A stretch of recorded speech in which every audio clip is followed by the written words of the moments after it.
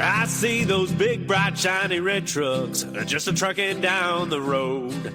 Those big, bright, shiny red trucks just a-looking for another load. Well, it's a family tradition, any Rocky Mountain day.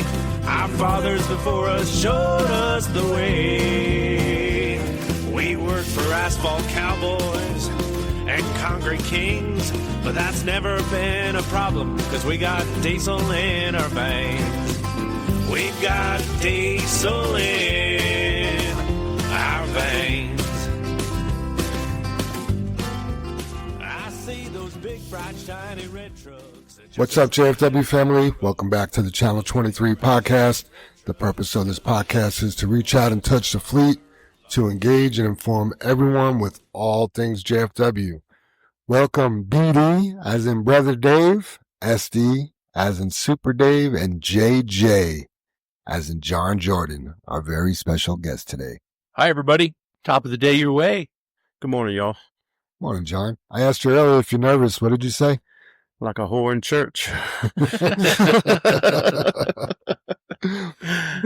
John, we like to say the Pledge of Allegiance up here. You want to kick it off for us?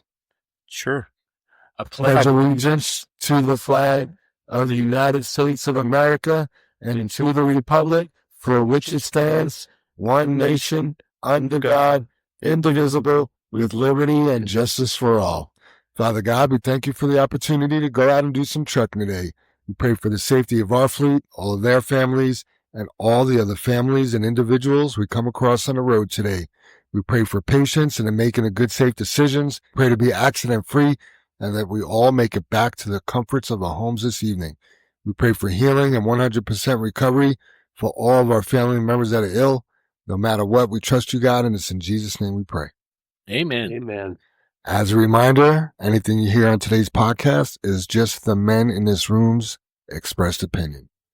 Episode 174 took a little dip. Only got 277 downloads on that one. We're at 91.4 thousand total downloads, and we have 718 followers. Still good stats, though, Jam. Yep. I'm just glad everybody's listening. Right? So that's cool. When do you think we'll hit 10,000 downloads? Maybe about 6 months. In a week? We get 9,000 downloads in a week. I don't think so. No, oh, you mean total? Yeah. No, let's see. So 6, 3, yeah, about a month. Better get the calculator out. Yeah, about a month. John, did you bring a dad joke? I did. Sweet. We'll have you kick it off and we'll just go around the table so I can find one. Why didn't the skeleton go on the roller coaster? Say that again? Why didn't the skeleton go on the roller coaster? Something to do with bones. He didn't have the guts. Man. There you go. Shouldn't known that one. And I got one more if you don't mind. Yeah. I don't let's do mind. it. How do you make a tissue dance? You put a little boogie in it.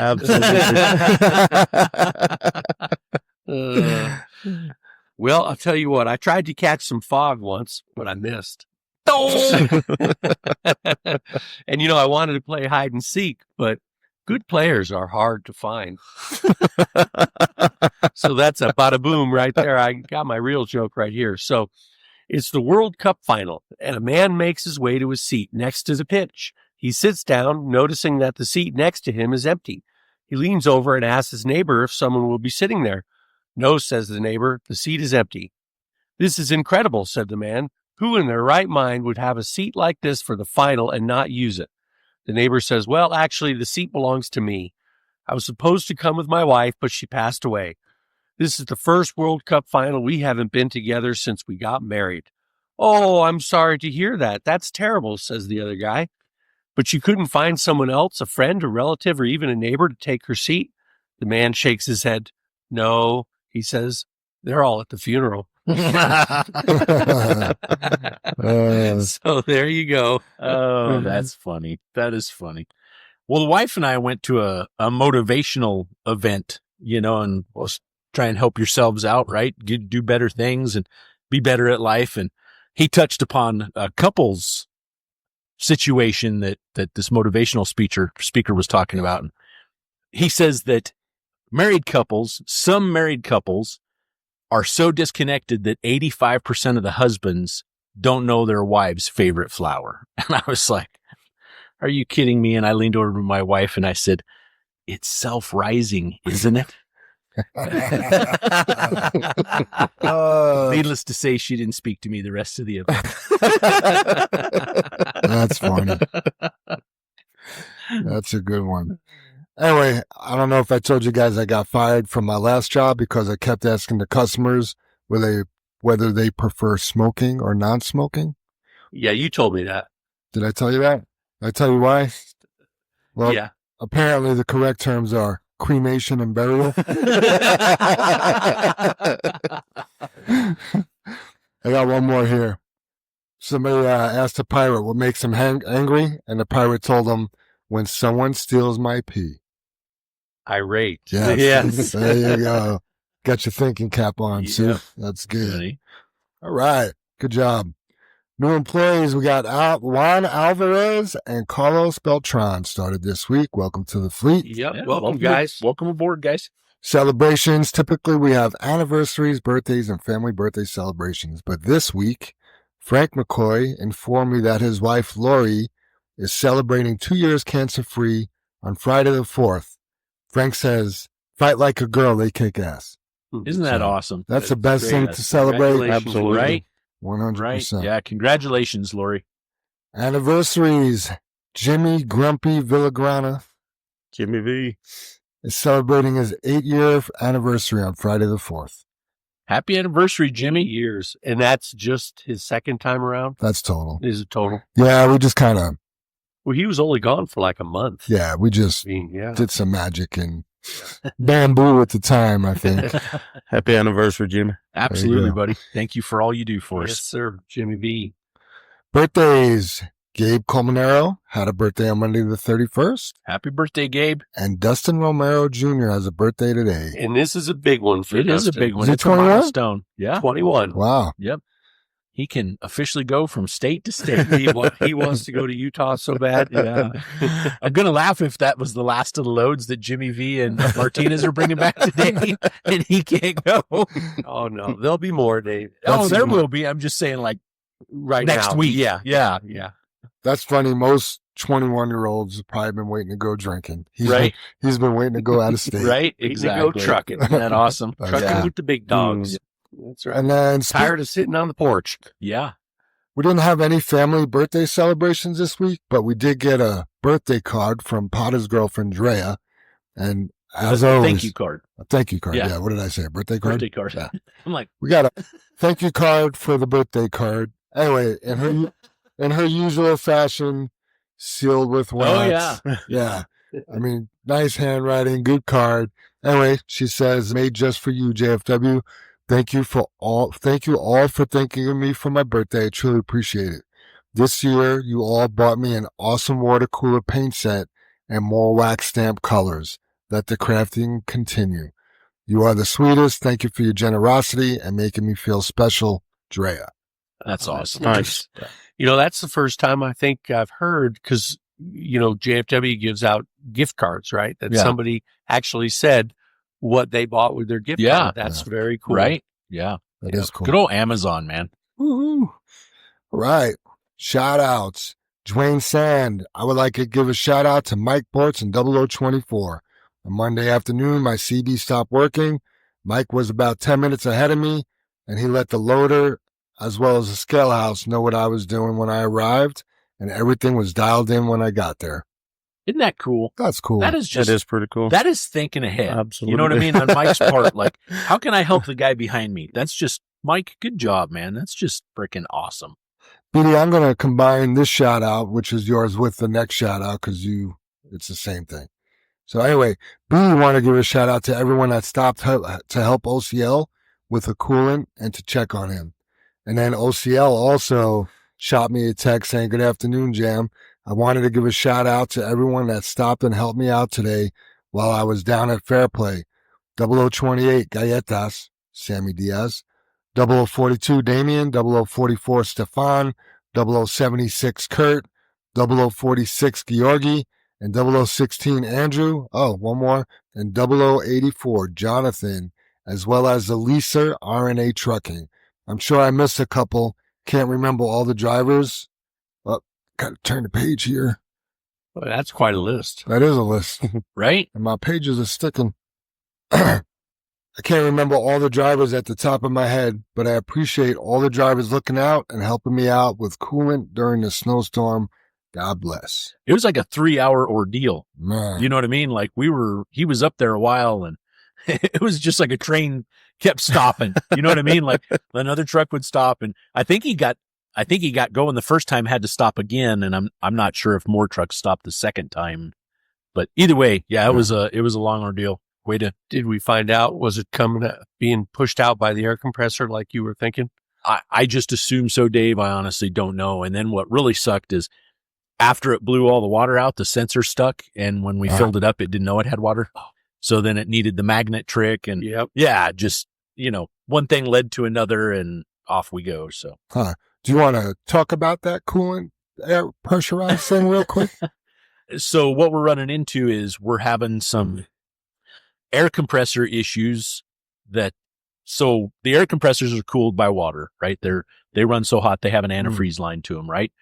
When we have a failure on them, sometimes it's an internal failure and it can actually put air in the water system. So as you're going down the road, and it generally only happens when everything's really hot and you need the water the most, right? Like in a pool or something like that. And I'm going to describe it as it burps, but it lets air in the water system. So it super pressurizes the water system. Thank you, Dave. And it blows the radiator cap off. And a lot of times we'll know it immediately because it actually destroys the center of the radiator cap. I don't know whether it was a built-in fail-safe. I don't believe it was. I think that's just the design, and that's the weak spot of the cap, is it blows the center of the cap out. Gotcha. Because it's a plastic cap on the overflow bottle, right? Where we add the antifreeze. And we didn't know that at first because when OCL called in, he sent pictures and he's like, I can't find where the water's coming from. It's everywhere. And when I looked at the pictures with Ricky, it was all over the hood. And I'm like, well, that's an air compressor. We've had to blow the radiator cap off. And Ricky's like, no, there's radiator cap in the picture. So we kind of bypassed it like, well, what's next? And it was probably after about an hour, I finally asked, has anybody asked him, if we can't find where the water's coming from, because he was filling it up and it's like, there's no water leaking. He just is out of a lot of water.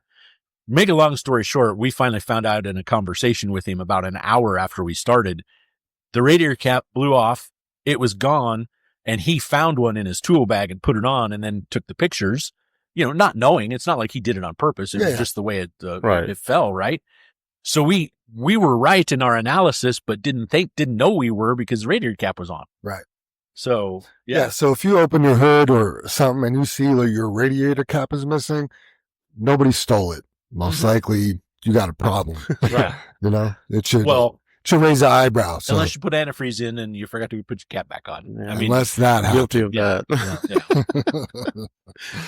All right. Last shout out for me, Dustin Courier. He wants to give a shout out to 004 Stefan and 0079 Jeff.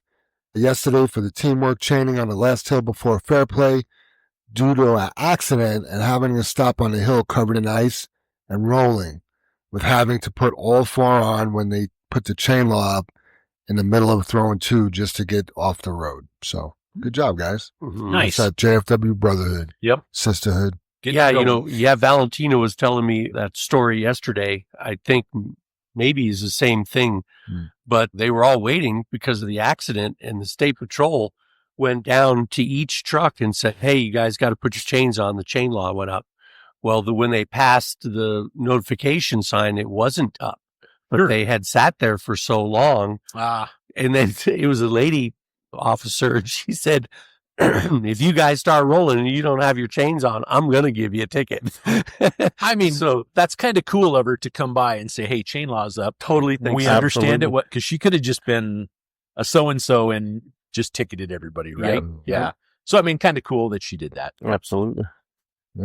He said she was being very cool. It wasn't like she was being snickery about it or anything. Yeah. It's so funny, the whole chain law thing. And I read the Vail deal last week, and I would sure love to know the statistics of how many trucks get spun out because of a car that is already spun out. Right. You know what I mean? More than any. Right. Yes. Right. I mean, I would love to freaking know those statistics. Well, the first time I went up to Vail, we were going fine, not having any trouble going or anything. And then a car decides to get over in my lane. I have to stop and I'm done, so I'm putting on the chains in the middle of I-70. Right. And the car drives away. Yeah. They just drive away. Absolutely. Yeah. All right. Who else has some shout outs? You got some shout outs, Brother Dave? Just the one on OCO yesterday. I'm sure I missed somebody, but Okay. yeah. Soup, any shout outs? All right. John Jordan, I know you got some. Yeah. First of all, I want to thank Marcus Lopez. He drove my truck one day. I was off and come back, and I had written things up on Wednesday, and they did shop didn't get to fix it, and he had wrote the same thing up. So he was very attentive there, and my truck was just as clean as it was when I got out of it. So That's big shout out to him for doing that. Good job, Marcus. And Sammy Smiles, 0028. He helped me. We was up at the Air Force Academy last week, and it was my fault. I did straighten my wheels out, and when I was dumping, it kind of dug into a sandbank, and the drives got off and just kind of spinning.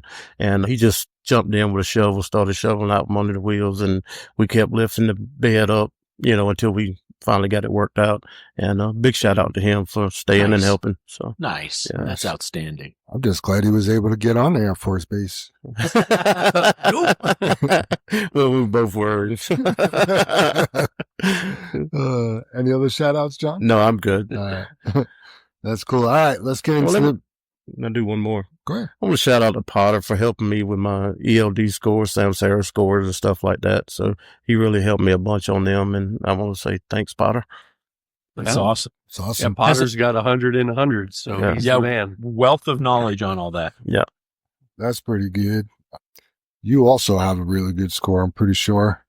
But we'll look at those later. Good job, Potter. All right, getting into the discussion. I think this was Dwayne Sand told me this, but if you're driving someone else's truck and you tear that mud flap, please fix it. Even if it's a small tear, you want to leave those mud flaps, the whole truck in the same or better condition than when you got it. There's nothing more frustrating than coming in from a day off and you got a torn mud flap and have to fix that before you could get trucking, especially when you didn't do it. So Linda and Team Dispatch wants to remind everybody to leave your tickets at the plant every round. Bronco wanted us to stress to the drivers that they have to give their ticket to the loader operator or bring it upstairs every round. Please do not leave it in the loader or the mailbox for inventory and billing purposes. Please and thank you so much. So that's kind of a standing rule around here. You just never know what's going to happen. You may bring your ticket with you and that plant goes down and you get to go somewhere else, or you have an emergency and you're not going back, or there's just a lot of things to go wrong, and it's just best to leave that ticket with the load in the proper place. You have to complete your mission. Yes. And that's completion, right? Mm-hmm. You've handed that customer their copy of their ticket. Yep, exactly. Scooby wanted to ask the drivers not to park in front of their trailer if their truck is down or they're bulking in case we need to use that trailer for the day. If they could please park in the main lot where the red lot cars used to park. Yeah, I know we told you guys we want you parking in front of your truck, but yeah, if you have an empty trailer, there's a good chance we may need to borrow that for the day. There's a possibility of it for sure, right? Yeah. Only, if you don't park in front of it, we won't need it. If you park in front of it, we're going to need it. So JR wants to remind everybody about the annual tractor and trailer inspection stickers. You want to make sure the dates are good and make sure they're not expired and make sure you know where they're at. Right? Where are they? I have no idea. No, I'm just kidding. John, you want to field this one? Mine's on the frame of the tractor. Where at? On the driver's side, right behind the DF system. Or DF tank, not system, but yeah. Yep. And the trailer's on the driver's side, I don't know, about midways up of the trailer, right near the corner. You said yours is. They're all the same way. Okay. They're all like yours. All right. Yep. We kind of put them where if you start to step up on the step to get on the frame of the truck or to get on top of the, at the airlines there, you can look to the left and see the truck and you can look to the right and see the trailer. Right. So, we've had people that have worked here months and months and months and get stopped at a inspection and the state trooper doesn't see them. And then they just write us up and the driver doesn't even know where they're at. And I'm like, well, you've been filling it out in your paperwork that they're good for 3 months. and they are good and you don't know where they're at. Right. So it's a bit puzzling, right? Right. When we have that happen, John. And those are the things you need to have that knowledge to empower yourself. So when you do go through an inspection and the trooper says, where are your stickers? Instead of going, I don't know. Right. What do you think that trooper thinks when you're the guy that goes, oh, I don't know. I don't know where it's Yeah, at. I never looked at it the way you said. You see one, if you're looking at one, you see the other. Yeah. When I'm fueling up DEF, I can see it. And then when I go and start my pre-trip, I can look as I go by. That's just the way, And I say that you should be able to see them. But I mean, that was the original point, and with the rounded trailers, I don't know, with the rounded nose on the trailers, it might be more right where the round stops and the side starts. Right. So you might not physically be able to see it if you're on the step, but no, I get your point. Absolutely. Yeah. So. Yeah, we had a case. I don't know if it was an inspection sticker or not, but we had a case. The truck was pulled over and the cop asked something from the driver. Yeah. And the driver didn't know where it was. Right. So the officer was just like putting them down for not having one, and it's like, you gotta wrote them right up. Yeah. Yep. So when I got on the phone with the trooper and I was like, hey, listen, this is right here. He'd be like, well, it would really help if your driver knew that. Yep.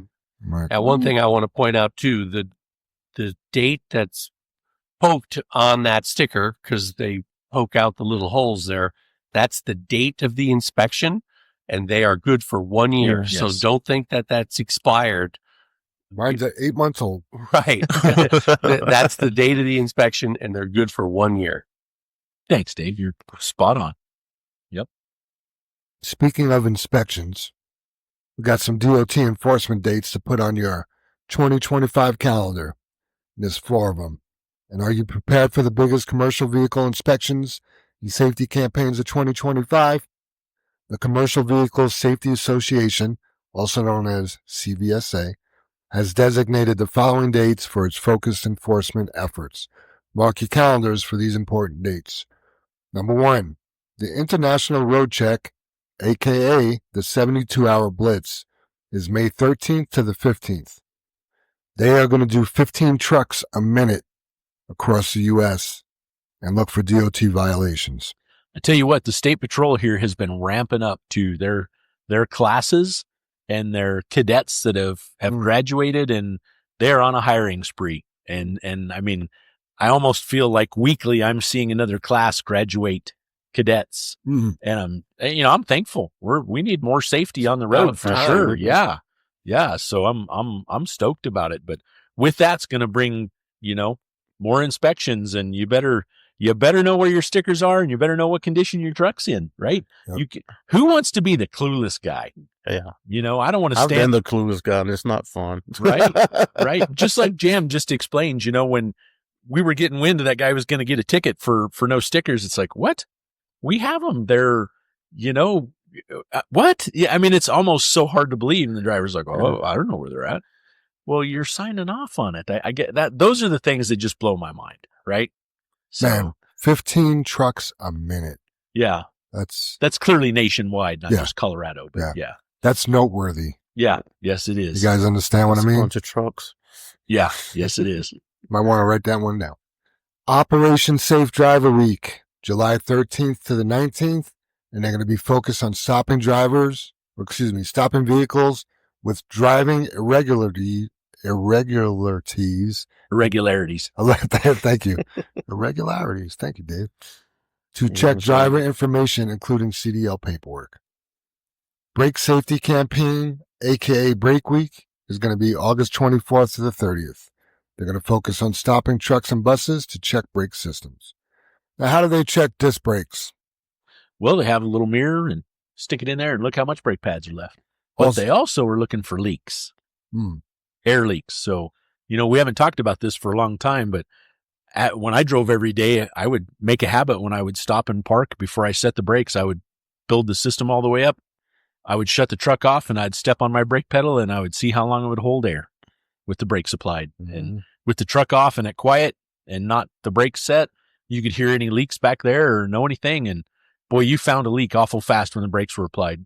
And I tell you what, is it important when you step on the brakes? Pretty much. You kind of need to stop, right? So this is something I encourage everyone to do when you back into your spot after you're fueled. It is part of your And Pre-trip or post-trip. Yeah. I mean, it's a DOT brake check. Yeah. And it's seconds, man. It's just seconds, you know? Do you know what the limit of air loss is, Dave? I want to say 3 pounds, Dave, but I don't remember. In how long? 5 minutes. A minute. Correct. Yeah. Thanks. That's for a tractor trailer, though. Right. A tandem is different. Should Also, be less, too. just Should be less. Just your tractor. Also, if they just checked your tractor without the trailer, I thought it was 2 or 3. Yeah. You know, something we've been hit on now that we're talking about all that is the safety pop-off valve Mm-hmm. or safety brake pop-off. Mm-hmm. And a lot of people, I mean, I'll be the first to admit, until we got a ticket for that, I wasn't checking it. Mm. So I sure wouldn't do it every day, but get in the habit of at least once a week trying to add it to your routine of pump your brakes all the way down. Yeah. And when they get down to 60 PSI, you need to have your tractor valve pop out under 60 PSI. I think it's the warning has to come on at 60 PSI. Yes. The valves don't pop out until like 20 or something. 30 Oh, or 40. 30. 30. I low. think you're right. 30. Yeah. Yeah. But the Lighter- alarm has to come on. Yeah. at Lighter 60. buzzer should come on Yeah. at 6. And you have to have one or the other. Yeah. Correct. Thank you, Dave. Yeah. It's been a while. Yeah. But either way, that pop off valve, if they don't come out at all, Oh boy, you're It's out of broke. service. Yeah. it's broke. Yeah, Yeah. And they shut you down right there. Yeah. So As you should be. exactly. Yeah. Yeah. I mean, that's definitely. You know, they're trying to help us be educated and prepared for an emergency. Right. I mean, and they're not looking to bust you. They're looking to help you. Right. I mean, if it's an emergency on the road and that saves your life, absolutely. isn't that a better thing? So yeah, I think it is. Do you remember, isn't there some kind of dyno or something they were using to check stopping power? I hadn't heard of that, Jim. I definitely know they have cameras now I know they have them at Downeyville, Dumont. And I don't know. I don't think they have it both directions, but just eastbound where you're coming from down the mountain, and it's the infrared and it just detects what brakes are hot. So like if you have one brake hot and as you're rolling in, they're like, yeah, why don't you pull over, bud? Let's take a look at that and see what's going on. Mm. Or if all your brakes are hot, it's definitely something to be concerned about. Right. And they definitely pull you in. Wow. Yeah, I That didn't know Downeyville. that. Oh yeah. That's cool. Yeah. Yeah. Have you heard of anybody getting stopped there? Like, hey, you're about to kill somebody. You need to check your brakes. I Let it mean, cool knock off. on wood, none of our guys, Right. but I'm sure there's definitely been trucks stopped there, Jim, that, yeah. You know, and their big thing too is that'll pick up a tire. So they immediately know if you have a low tire, right? So 18 tires roll past that camera You got one hot. and you got one that's just glaring. They go out there and they're like, you got a low tire, bud. That's like got 40 pounds of air in it. Look at how hot it is. Right. You know, it's about to blow out because we all know what blows tires out. 99% of the time, it's heat. So those statistics are fact. Huh. Yeah, I'm pretty sure I remember one of our drivers actually got on like a dyno type thing, and then they. I heard do that remember. before, Yeah, I Jim, do yeah. remember something about Yeah. that. But Yeah. isn't that a mobile unit, Yeah. right? And they were kind of testing. I mean, it's definitely new. Yeah. So The yeah, last 3 or 4 years. yeah, Yeah. yeah. And the last date will be for Brake Surprise Day, and this date is unannounced. The date is unknown. It will be announced. This is an unannounced one-day enforcement focusing on brakes. So, I mean, it's a lot of brakes. Brakes.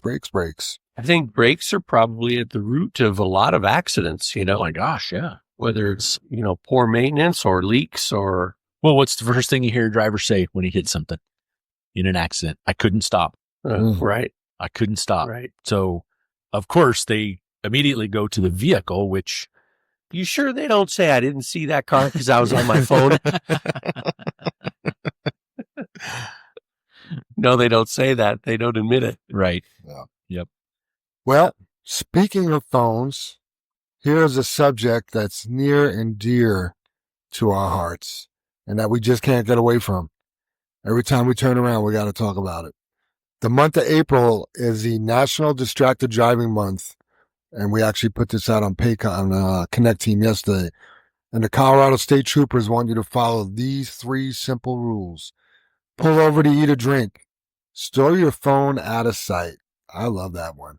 Right. Just, if you can't see it, that's the best. And then set your navigation before hitting the road. Well, I guess if you're using like CarPlay or something, you would have navigation, but if you're storing your phone out of sight, you don't. But that makes sense as well. There is no lane designated for you to drive distracted. Think about that. Brother Dave, you got anything to say about this? Just so happens I have a list, Jam. But before I start on the list, what's your stat? Say what you always say in comparing drunk driving to distracted driving. Oh, I think drunk drivers are better drivers because they're actually looking at the road. They may be drunk, but they're at least looking at something where they have an opportunity to register that and maybe stop or hit the brakes or Right. something. When you're looking at your phone, you're not looking at anything but your phone. You don't see shit. Basically. Exactly. Yeah. Yeah. If you're drunk, you can see the lines and you're trying to stay between them. Right. Or a If you're red light. distracted looking at your phone, you're Yeah. looking at your phone. Yeah. You don't know where you're at on the Yeah, line. think about it. A red light, a pedestrian, a car pulled over on the shoulder. Right. I mean, if you're drunk, you may hit them, but if you're trying, you at least have something to try Yeah. for. Yeah. So, I mean, You can lessen the impact, I think, if you're drunk. You know, if you see it and maybe too late, you swerve, you can lessen the impact. But if you're Yeah. distracted, you're just going to hit them head on. I mean, that just tells you how dangerous distracted Yeah. driving is. Just to be clear, I mean, that's what always gets me, John, is that's a proven statistic that Jam just said. You're safer to be a drunk driver than distracted. yeah. What? Oh my God. When you hear that, you're like, what? Yeah, just to be clear, we're not suggesting you drive drunk no. instead of distracted. Well, I would hope no one would think that, but you never know. Those are expressed opinions, right, Jam? Thanks for putting them out there. So some of the stats I just pulled right quick off of the Highway Administration, the National Traffic Highway Administration. These are numbers for last year in 2024, but distracted driving caused approximately 3,000 deaths last year and over 400,000 injuries nationwide, according to data from the National Traffic Safety Administration, the NHTSA. So these numbers highlight a growing crisis impacting families across the United States. And I just hear that, and I'll read it down here later, but of those 3,000 deaths, you know, I mean, think about that. 3,000 deaths just by distracted driving. What's sad is 11 of those are teens every day. Wow. Every single day, 11 teens die across the United States from distracted driving. So by today, here it is Wednesday, by today, 33 teenagers are going to be dead from distracted driving. For this week. Yep. Monday through today, Yeah. 33 kids are going to be dead from distracted driving. You know, or It's sad. I mean, nobody thinks that it'll happen to me. Yeah. Or so many people think, well, I can do it. Yeah. And maybe you can this time, but next time you might not. We talk about that, right, Dave? What is the root cause that you don't think of? And I guess what I mean by that is, you know, Brother Jim has mentioned it so many times, the 8-second video that JR shows at orientation and we've sent out on Connect. And, you know, John, you and I were talking about it before the podcast this morning because we had some time to kill. Wink, wink. Oh. And anyway, that was a pretty good one. Anyway, Brother Jim always spits out there that, you know, that guy is just like us. He was one of us. Yep. He didn't think he was doing anything wrong. He just took his eyes off the road for 8 seconds. You know, you stop and think about it. You hear 8 seconds. It's like, well, that's not that long. Well, it was long enough for him to not see the light was red. He didn't see the car was stopped. He literally drove over it and killed that man. And these are the impacts we're talking about. And right now, so everyone knows, internally in JFW, we've got an epidemic. We have a flippin' phone epidemic. And it's kind of like the chain law and veil. We don't know what we can do to impact you so much that there's no way you're going to try and answer that text or be distracted. I'm going to stick with distracted, right? Because what is it? You know, I mean, we were talking about it prior to the podcast. And it doesn't discriminate. No. Oh God, no. We are shocked when we Yes. see who's doing it. Yes. Shocked. Yes. Yeah. best drivers. Absolutely. Absolutely. So I'm going to just continue with this, and anywhere you guys want to jump in, please do, because you're not going to sidetrack me because I've got it written down here. So distracted driving remains a serious issue, while texting while driving being particularly dangerous.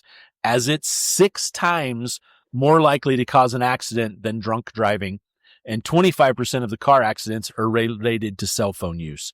So texting while driving is 6 times more dangerous than driving under the influence of alcohol. Answering a text takes away your attention for about 5 seconds, which is enough time to travel the length of a football field at 55 miles an hour. So, I mean, the length of a football field at highway speeds, and we're texting. That's a long way. It takes me longer than 5 seconds. It'll probably take me 25 seconds.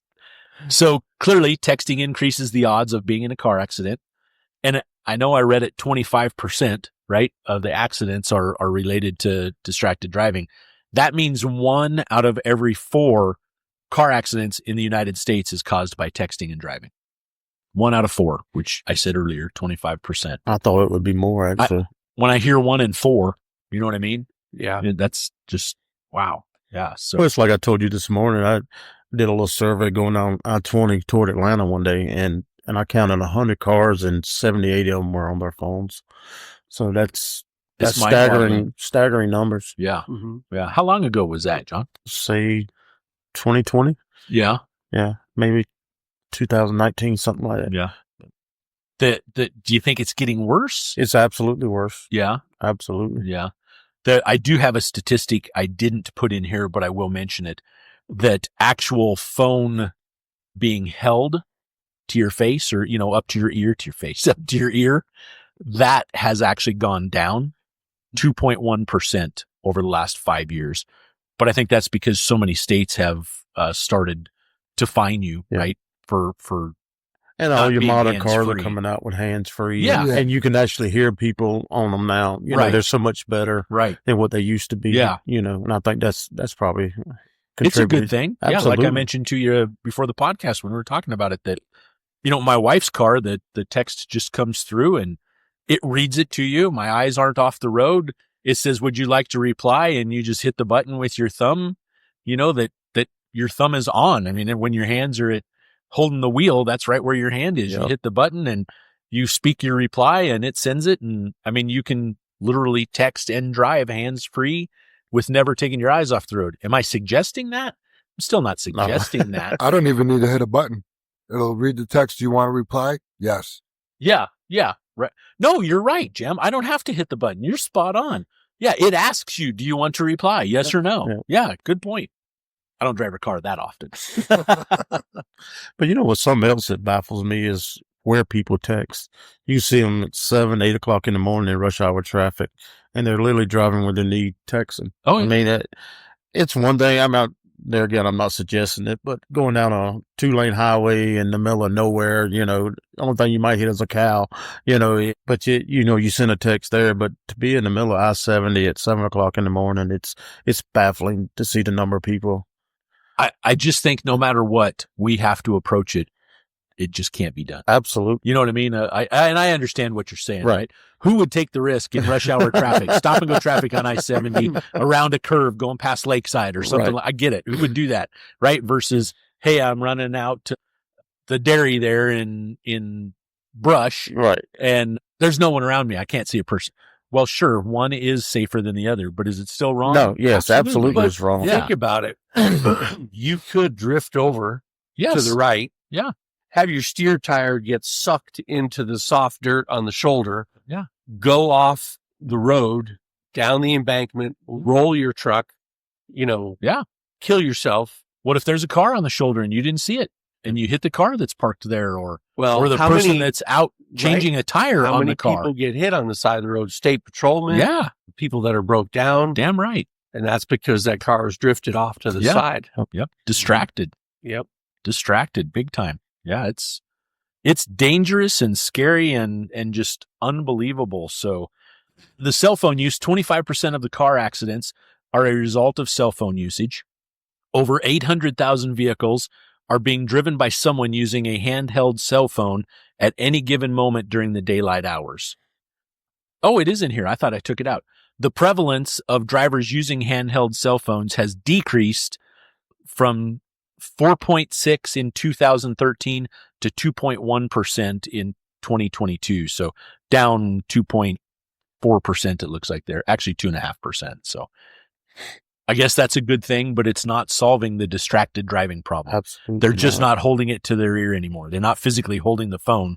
They're still just as distracted, which I think that's the increase of the texting, so it's an epidemic. And then this part, I've already touched on it, but God, it's the teen drivers section. And just to hear 11 kids die every day from texting while driving every day. And, brother Jim and I, and this was back, I don't know when it was, 2013, maybe something like that.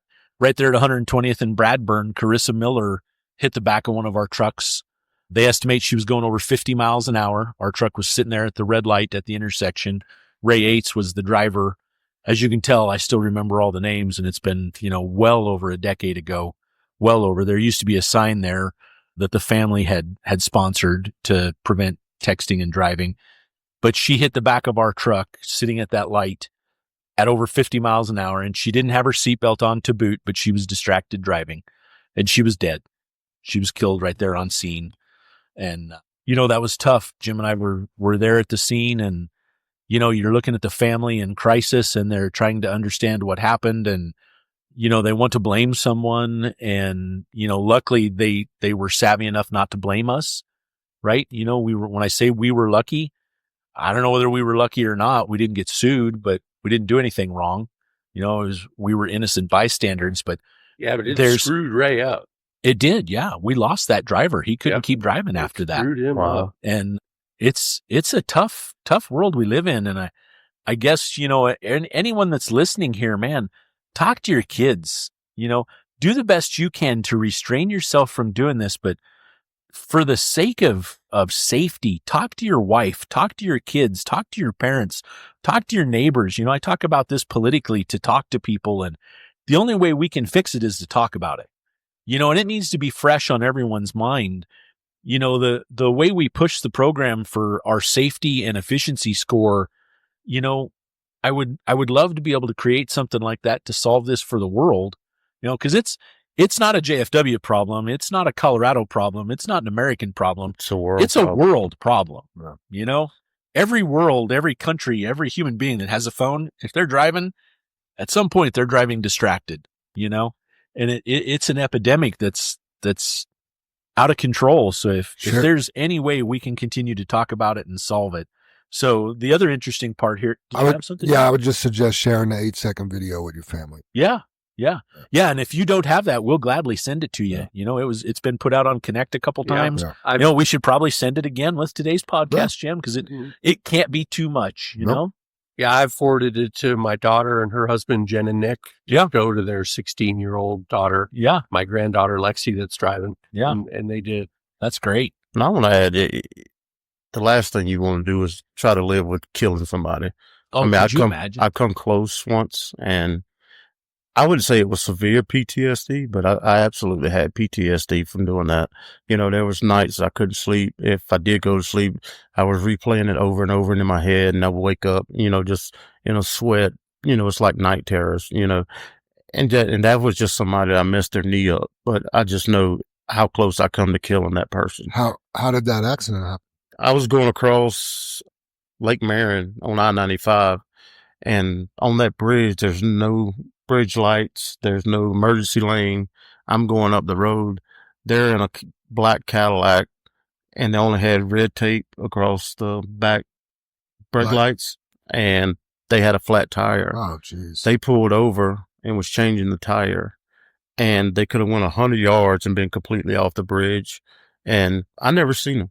I never seen them sideswipe the Cadillac. One jumped off in the water. And I mean, you're talking alligators there. You're talking, stumps have been broke off and everything. And the other guy dove back in and messed his knee up, but, I just. Back into the car? Yes, back into the car. And it tore the, front end out of my truck, tore the fuel tank off. I mean, it was, and I just sit there on the side of the bridge, and I was like, I can't go down there, and the police, highway patrol walked up there, and he wanted to know if I was all right. And I was like, yeah. And he said, well, let's walk down there. And I was like, no, I'm not going down there. He said, well, they're both alive. And I was like, okay, I'll go. I just wasn't. It's one thing if I had to kill them, but it's another thing if I had to look at it, and I just refused to go down there. Understood. And so yeah, you don't want to do that. Right. You don't want to live with that. So you at least had enough time when you saw him at the last second to swerve. Yeah, I swerved enough not to hit them directly in their rear end. Yeah. Yeah. So what if you were distracted? I would have killed him. I mean, no ifs, ands, or buts. Maybe the one would have got off the bridge, but the other guy, absolutely. Right. And didn't you think you were out there all alone? Yeah, I was. It was like 1:00 in the morning. Right. You right. know? I mean, right there is a prime example of what we're talking about being distracted by, John. Yeah, absolutely. I guess, John, play the devil's advocate. What were those two people thinking? Yeah, they were a sitting duck. Right. Yes. Were they not thinking that, gee, we need to get off this bridge, or maybe stand on the side of the road with a flashlight, Yeah. waving it to Something. say, hey, we're here? I mean, they were not thinking. I mean, Dave, you've heard us 100 times when we have a truck with a flat tire on our super singles. If we're not in a safe spot, ruin that tire, ruin that wheel, drag that son of a bitch off the road. Sure. So we have a safe place to do it. Yeah. Listen, when I get out on the road, I put my freaking safety vest on. Right. Because I want those people to see me. Yeah. Yeah. It's crazy. Yeah, and I mean, that car had they were just blacked out. I mean, no flashers, no lights on. It was just, but yeah, you don't want to do that. You don't want to kill somebody. I promise you that. Yeah. So, yep. Good share, John. That's a hell of a story. So, so to pick back up, while 94% of teen drivers acknowledge the dangers of texting and driving, only 35% of those admitted to texting and driving. So kind of interesting that 94% of them know the danger, but only 35% admitted to texting and driving. Wouldn't that be wonderful if that was true? Only 35% of them did it. absolutely. And again, John and I were talking before the podcast. When you're young, you kind of said something, and I loved the way you put it. So hopefully I can rephrase it the right way. But you said, "Let our mistakes pave your way if you accept the knowledge that we're trying to share with you." Yeah. We're not trying to tell you how to do something because we think you're a jerk or an idiot. But we've been there, kind of done that. Yeah. And we're not standing there saying, well, I've been there, done that, because no No, one wants absolutely not. no one wants to hear that. But I loved how you stated it. Let our mistakes pave your way, Yeah. right? You don't have to learn the hard way if you're willing to accept my mistake, listen to what I did, and heed the warning. Yep. Or take the knowledge is what I like to say. Don't heed the warning. Here's the knowledge, man. Look, this is how I screwed up, and I'm trying to help you to prevent you from doing the same. Absolutely. Yeah. Yeah. Great information there. I loved how that was said. Let our mistakes pave your way. So general distractions. So distractions take a motorist's attention off driving, which can make a driver miss critical events, objects and cues or abandon control of a vehicle, potentially leading to a crash. Distracted drivers not only put themselves at risk, but everyone else using the road. And then last thing here, it just breaks distracted driving down into 3 simple categories. Visually, it's taking your eyes off the road. Well, you have to have vision to drive, right? That's how you keep the truck between the lines, and that's how you know to stop when a vehicle's ahead, and all of that information. So visually, if you're taking your eyes off the road, mistake number 1, right? It's not like you closed your ears. Yeah. You can drive deaf. Right? I did last week. I had 2 ear infections and I couldn't hear a damn thing. Then the second thing of the 3 is manual, taking your hands off the wheel. So you're not manually in control anymore. And then the last one is cognitive, and that's taking your mind off of driving, right? You're focused on answering that text or thinking about what the person said or, Last week, when I was talking about my driver efficiency. Yeah. When I started getting those phone calls, and I was hands-free and I was looking, but it was a completely different experience. Right. And I've mentioned this, I don't know how many times on the podcast now, but man, if your loved ones, meaning your wife, your spouse, your children, your whoever is texting you and they expect an answer right away, man, sit them down at dinner tonight and please explain, hey, listen, Mom or dad drives for a living. I have to have my full attention on the road these days. You know, I can't be answering your text. If you need something, please call because I have a hands-free option, or just know I'm not going to be able to answer you until I stop. It could be 30 minutes. It could be 5 hours, you know, and hopefully it's nothing urgent. So I guess share that with your family and educate your family to respect and value what you do and how important it is safety wise. You know, your friends as well. You know, if you drive for a living and you've got a buddy that texts you and you look at your text thread and you've texted with him 115 times today, that's probably not the best idea, you know? And I think that's easy to do. I think it's easy to get caught up in. I'm guilty, you know?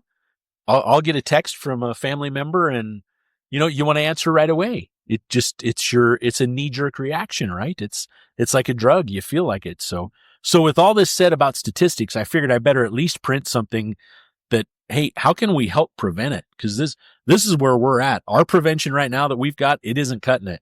It is not cutting it. We have a 0 cell phone use, and it's so rampant right now. We've adopted it to, here's your one warning. You've lost your safety bonus, and then you're done. You get another one, you're done, right? So technically a 0 tolerance, but it's a 0-1 tolerance, right? Yeah. I mean, honestly, Jam, you see it. Dave, you do as well. But I mean, I don't know if you'd have the numbers. If we let everyone go that we have a cell phone use policy on right now today, how many drivers would we have to let go? Over 20? 40. 40? That's an epidemic. Yeah. That's almost half of our fleet. Yeah. We would have to let go because they're on the phone. I'd probably say 10 of them on our last chance. I would say more. I would say more. Yeah. But yeah, well, either way, Yeah. it's an epidemic. And I guess we talk about it every single podcast. We talk about it all the time. And you know, the bigger part is you guys see it. You guys see it every day. John, you just said 78 out of 100 cars you passed on a trip in Georgia were on the phone. Absolutely. That's distracted driving. And when I say you guys see it every day, you see the car weaving in your mirror. He's over here, and then all of a sudden it jerks back and it's back in the lane, and then it's over the shoulder and it jerks back, and then when they go by you, they're on the phone. You know, Sure. or they got right next to your drive tires or the trailer tires, and you know, went back over. You know, they're on the phone. They're They go on distracted. 55 and then Yeah. all of a sudden they take off and go 90, you know. Yeah. Yeah. Or they slowed to 50 Yeah. and a car starts to go by them and they're like, they look around like, oh shit, I got to go. And then they're doing 75 and then they're distracted by the text and then they're back down to 50. Yeah. Everyone sees Absolutely. this. You know, 10 or 20 years ago, your knee-jerk reaction to that driver is that, oh, we've got a drunk driver here. That doesn't even come up now. You just look right at that car and say, well, that MFer's on the phone. Yeah. You know? Yeah. Look at the push the state patrol had. I mean, we all know star CSP to turn in a drunk driver, right? Could you imagine what their phones would do if you turned in a distracted driver? If they had star CSP for distracted driving, but it's to the point as a society, we have to do something. You know, I don't think people would turn these other people in, Dave, because they know they're guilty too. Yeah. I mean, yeah, I don't know. So their tolerance would be a lot less or more, I should say. Yeah. Higher. Yeah. Yeah. We would have all the super Daves in the world sending it in. So, because you don't do it. So here's a little breakdown of tips to avoid distracted driving. Obviously, tip number 1, it just sounds ridiculous. Minimize your phone use, right? Is that possible? Minimize your phone use. And this is something I've been preaching. Put your phone away. Place the phone in your glove compartment, trunk, or out of sight to avoid temptation. JR was up here earlier and we were kind of laughing. He's like, some driver will have it in their box on their deck plate and they're like looking out the back window going, Siri, call such and such. I thought that was good, but He said that and my phone said, yeah, Siri spoke up. Yeah. I'm surprised it didn't come on right now, Dave. Yeah. I I've been saying this time and time again. I keep saying, put it in your lunchbox. And I also follow up with, I know a lot of people don't have a lunchbox, but I mean, when I drive, or I know when I have to drive, or I'm going to be in a piece of equipment all day and I'm not going to have time to get lunch, I pack a lunchbox, put the phone in there and check it when you're stopped. That way you're not tempted. And, we did have a driver actually mention, and I do want to kind of look at trying to follow up with something like this, and I won't mention his name, but I thought it was a great idea only because I don't know that he wants his name mentioned out there, but he brought up, okay, if you get caught and you're on the phone, you're not allowed to have it mounted to the dash anymore. And I love that idea. Then I wanted to take it a step further and go, well, you're a newbie here. You're on probation. You're not allowed to have it on the dash, and just set the tone. We don't accept it, right? We're not promoting you to be a distracted driver. After you dump out, you clean off your tailgate, you pull away from the pile, stop for 5 seconds, check your phone, see if dispatch changed. If you have any texts, reply to them and go again. You know what I mean? If you haul 5 loads that day, it's 5 minutes. You lost 5 minutes. That's it. Yeah. I had a guy ask me about that because I told him our phone policy. I said, you get one write up and then the next time you're going to get fired. And he's like, well, am I allowed to use my navigation? And I'm like, well, we go to the same places a lot. You don't really need your navigation except for maybe your first trip there. You might, follow Siri or whatever. But then he looked at me with these deer in the headlight eyes like, oh my gosh, I can't use navigation. There's a lot of ways around that. You check your map before you leave the pit. If it's confusing, write the directions down. I-25 north to exit 245. Go east, 1.5 miles. I mean, you can definitely do that. But he looked at me like, what do you mean? What are you talking about? When you do have the phone mounted and your navigation is on, it's telling you. It's a crutch. And the next thing, you're not going to drive under a low bridge. My point is, you're not distracted by it. Like that one guy did. You're not distracted by it. It has the map. You're not having to touch it. Right? You glance at it, but it's like, oh, it told me turn left up here, and you glance at it, you're like, oh, turn left up here. But it's designed to be hands free. Right? Yes, even if you take a wrong turn, it redirects you. I mean, it sounds like I'm sitting here defending it, and I'm not. I'm just saying it's designed to be hands free, right? That is the purpose of it. But more to your point, Dave, 99.9% of the time we go to the same job. Yeah, right. You're on a plant. Funny story. You're on a plant or the same haul. Right. It may be a new haul, right? Yeah. Tons of people haven't been to the Adams County Fairground, but once you've been there, you've been there.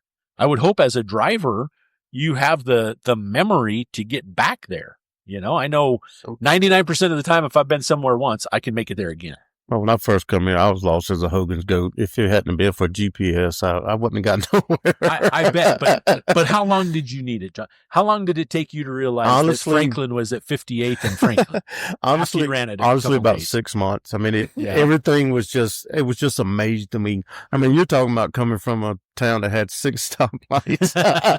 The biggest town I drove through, back home was Columbia, South Carolina. I mean, I drove over the road for a while and I went through LA and everything. I was still lost as a Hogan's goat, but once I got to learning and everything, the only time I need GPS if I go somewhere new and I got to go to a pit, I don't know which direction to go, and I use it, and then I was like, okay, I've been here before. What kind of goat?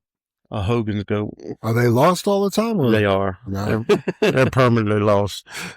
Hogan's goat. I'm about to Google that. I think the fainting goats have to be lost all the time too. I know when I'm having a bad day, I just look at a few videos of fainting goats. My day's just great again. I can't not laugh my ass off. Sorry, that's just a Southern like saying that is. No, I like it. I just wanted to understand what it was. How come the Hogan's goats are lost and none of the other goats are? Too funny. Jackie and I were coming home from my folks' place in Connecticut, and so we were going to Newark International Airport, right? And we were in a rental car, and I had the GPS set up on the car, and these big highways, it's the same thing out in LA. You miss your exit, you're screwed. You got to go. And I was going along and Jackie was yelling at me, you should turn here. And I'm like, no, it's not here. See, you can see the airport right out there, And so I'd miss the exit, and then the stupid GPS would redirect me, and then I'd miss that turn, and then it would redirect me again. Oh my God. We didn't miss the plane or anything. We had plenty of time, but it was stressful. Right? Yeah. Right? Yeah. So another option here to keep from using your phones is turn off or silence notifications, disable the notifications, or put your phone on do not disturb mode to minimize interruptions. We all have that. We all have, whether you have an Android or an iPhone, you have the option that says, they'll even bounce a text back to the person that says, Mhm. hey, I'm driving. I can't be distracted right now. I'll return your call or text as soon as I stop. That's probably the best thing right there. Of course, use hands-free technology that we talked about. Like Jam said, with your phone, you don't even need to press a button. It reads you the message and asks you, do you want to reply? Yes or no? So you don't even have to do anything on that. I still believe that's distracted driving, but at least your eyes aren't off the road. Your hands aren't off the wheel. So it's a much greater way to do it, right? Absolutely. Rather than, looking at the phone and having to physically touch it with your finger or hand. So, and then the last one, I mean, this sounds so simple. It's stupid, but it's impossible. Avoid texting.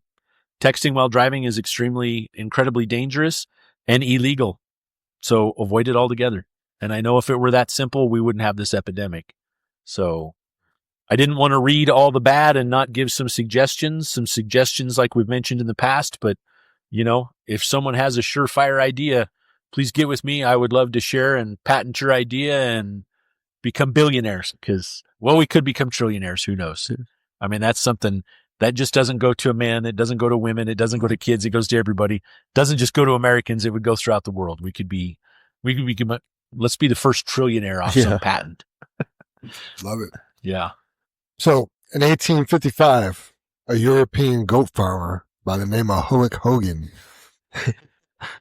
raised a particularly disgusting goat. This goat quickly became famous for being the most horrific smelling and ugly creature to wander the fields. It's legend that his scent could be detected for over a kilometer away. To compare something to a Hogan's goat is a great insult.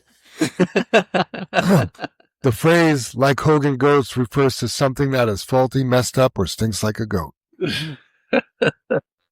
And there you have it. And there you have it. Help, bring up the help. I don't mind talking. We could hear you, John. So John, as our guest here, has had an issue here at JFW with the distracted driving event.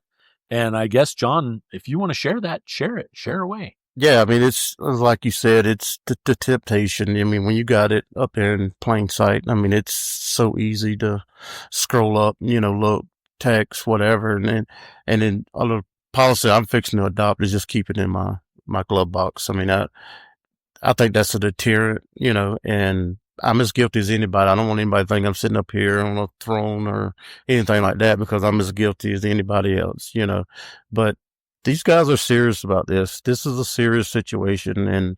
And when I seen the videos, it was very eye opening to what I had done and what could have happened. I know Brother Jim likes to use the if situation is, if it could have, if I would have hit somebody, if I would have had a wreck, and I look at that and it brings me back to if I had hit somebody, killed somebody and the nuclear verdict comes out, what did I do to Dave and Jim's parents? What they started. What did I do to Jim and Dave, what they worked so hard to accomplish? And what did I do to the other 150 families that work here?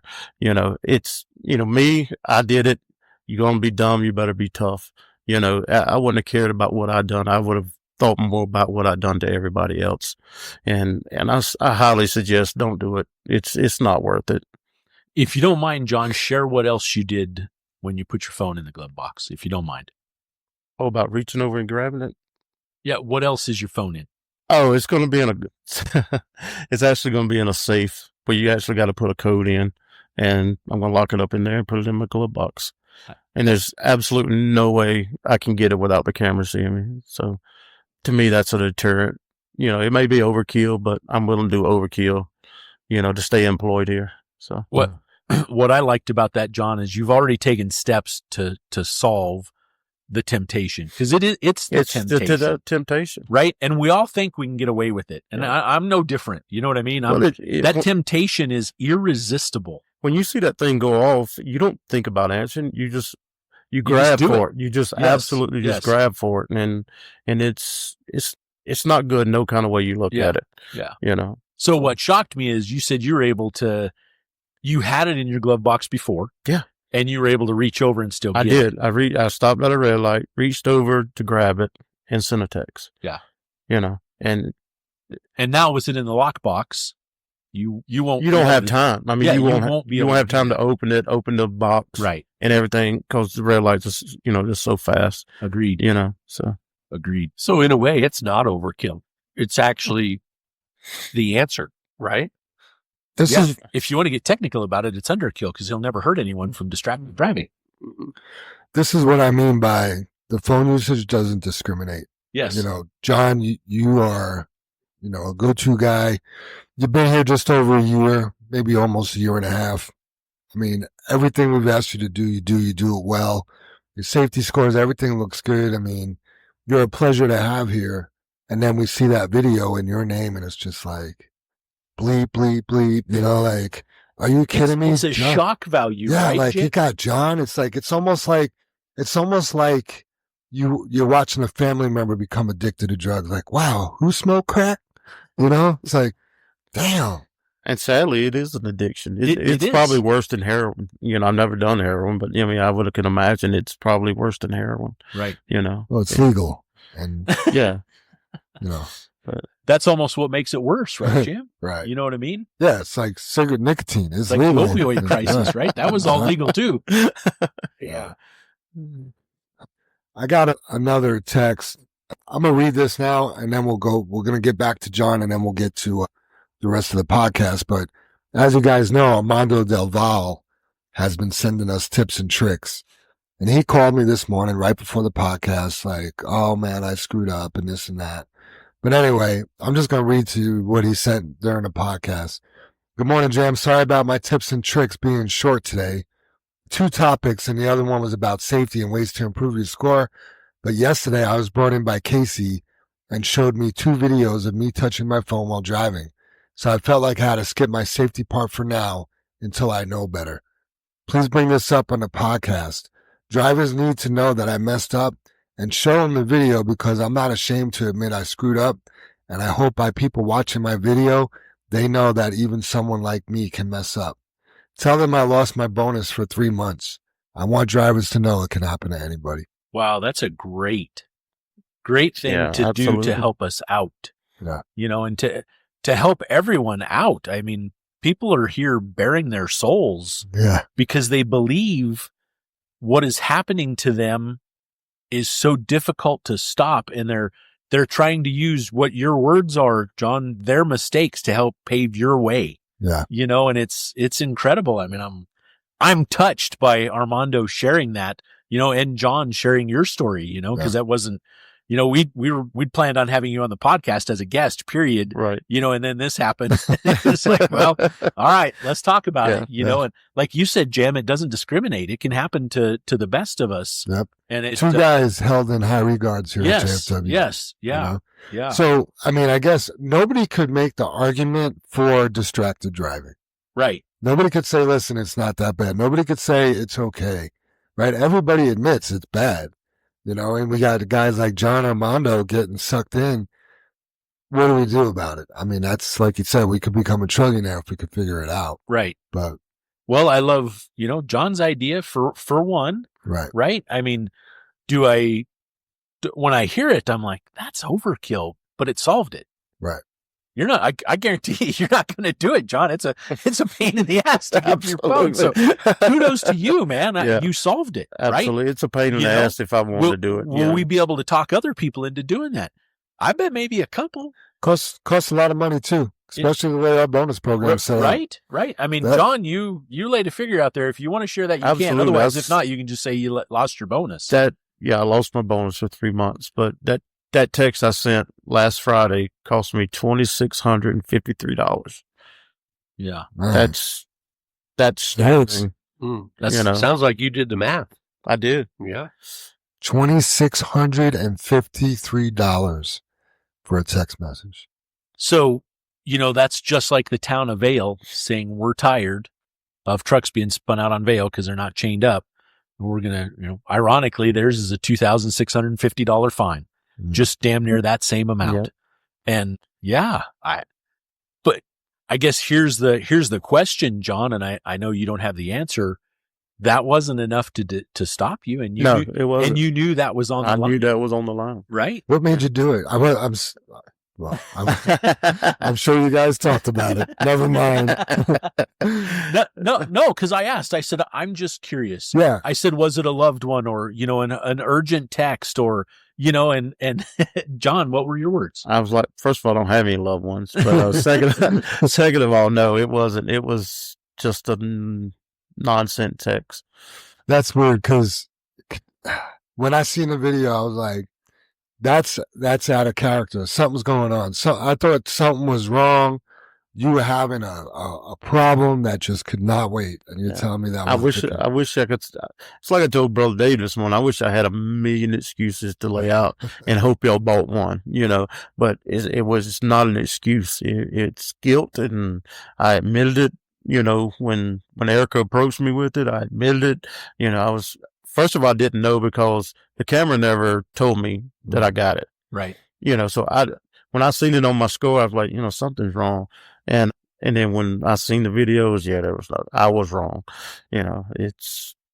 Yeah, we had, not to interrupt you, we have yet to show anyone a video and them say, "Oh, that wasn't me." I didn't do that. Yeah. Everyone is kind of like you. I mean, I've had that happen, John, where you look at something that you've done and you're like, wow, that was, I did that. Yeah. You know what I mean? I really did that. It's eye-opening. When you actually see yourself doing it, yes. I mean, we've all done it probably a million times going down the road. Sure. But when you actually see it and then you think about the ramifications that you could have caused. When you think about that $2,600, honestly, that didn't really cross my mind at first. It's the what if again, right.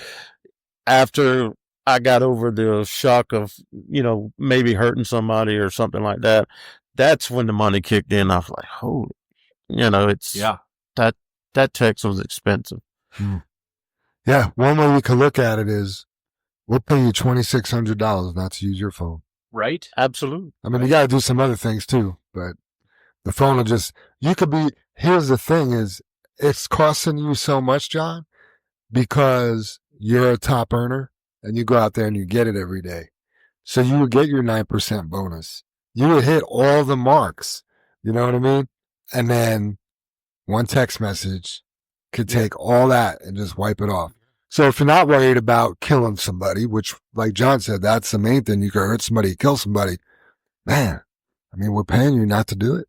The thing on that too, Jam, you can also put another spin on that. I mean, I love that spin, number one, for sure, right? It's amazing. But what would it cost you if you hit somebody and killed them?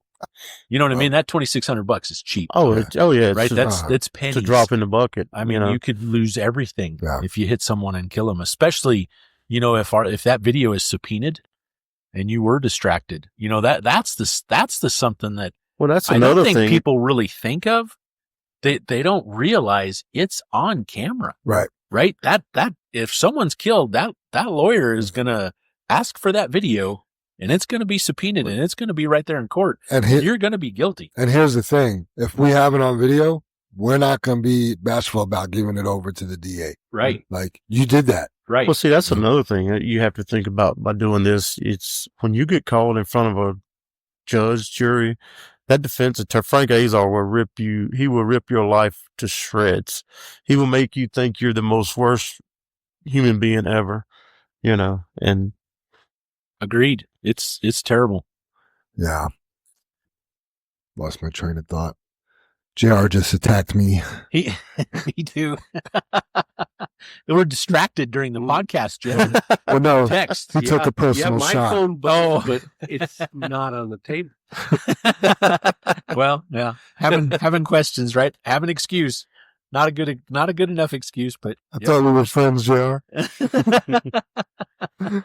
Was it shots fired? It's about being late. Oh, all right. funny. John, let's light the mood a little bit here.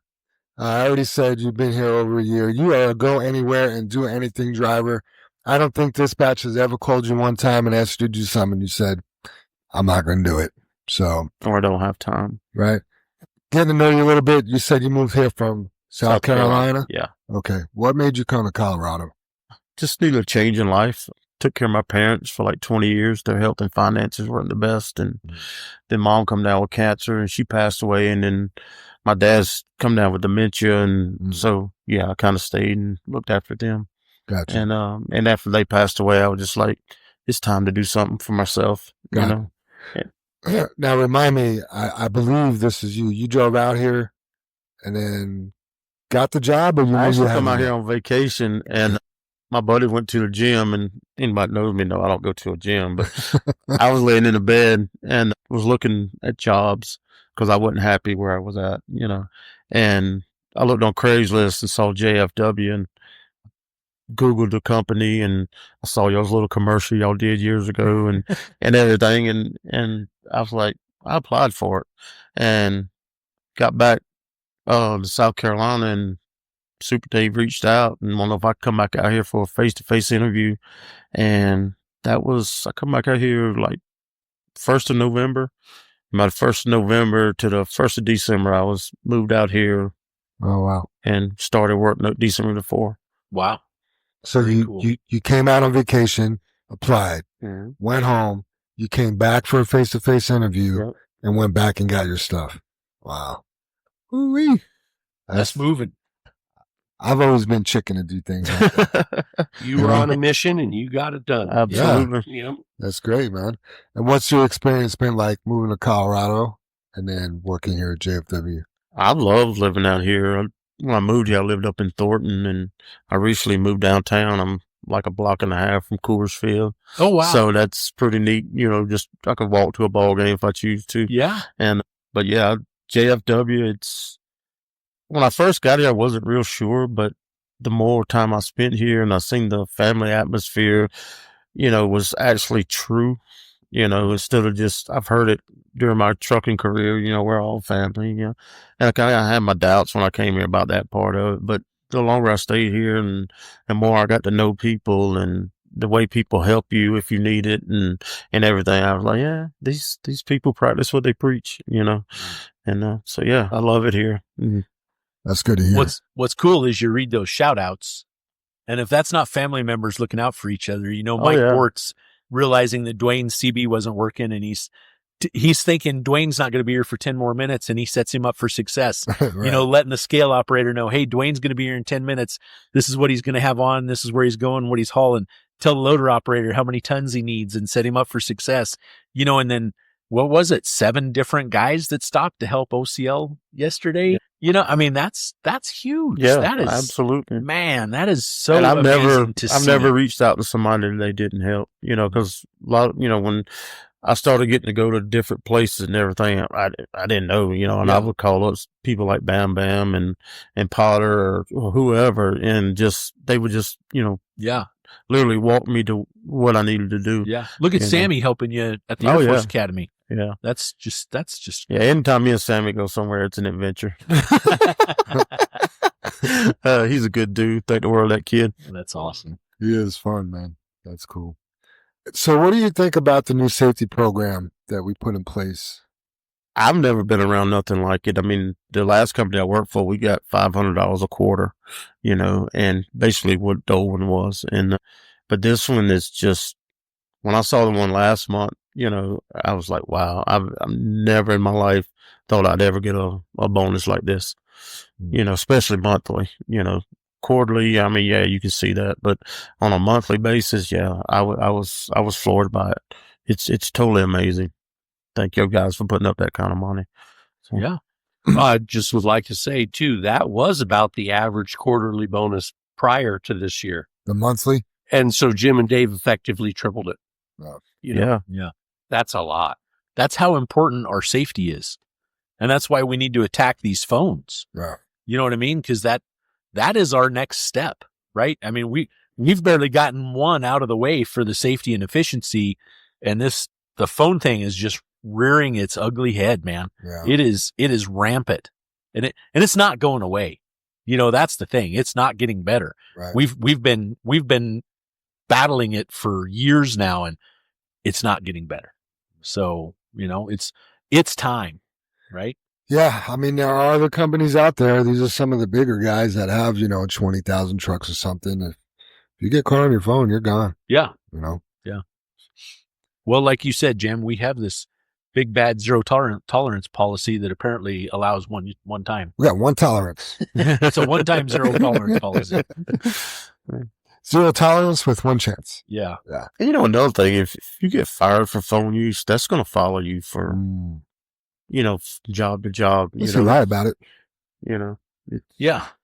Yeah, just to talk about how bad it is, we had another really good driver that worked here. He was a go-to guy. He got, popped for phone use.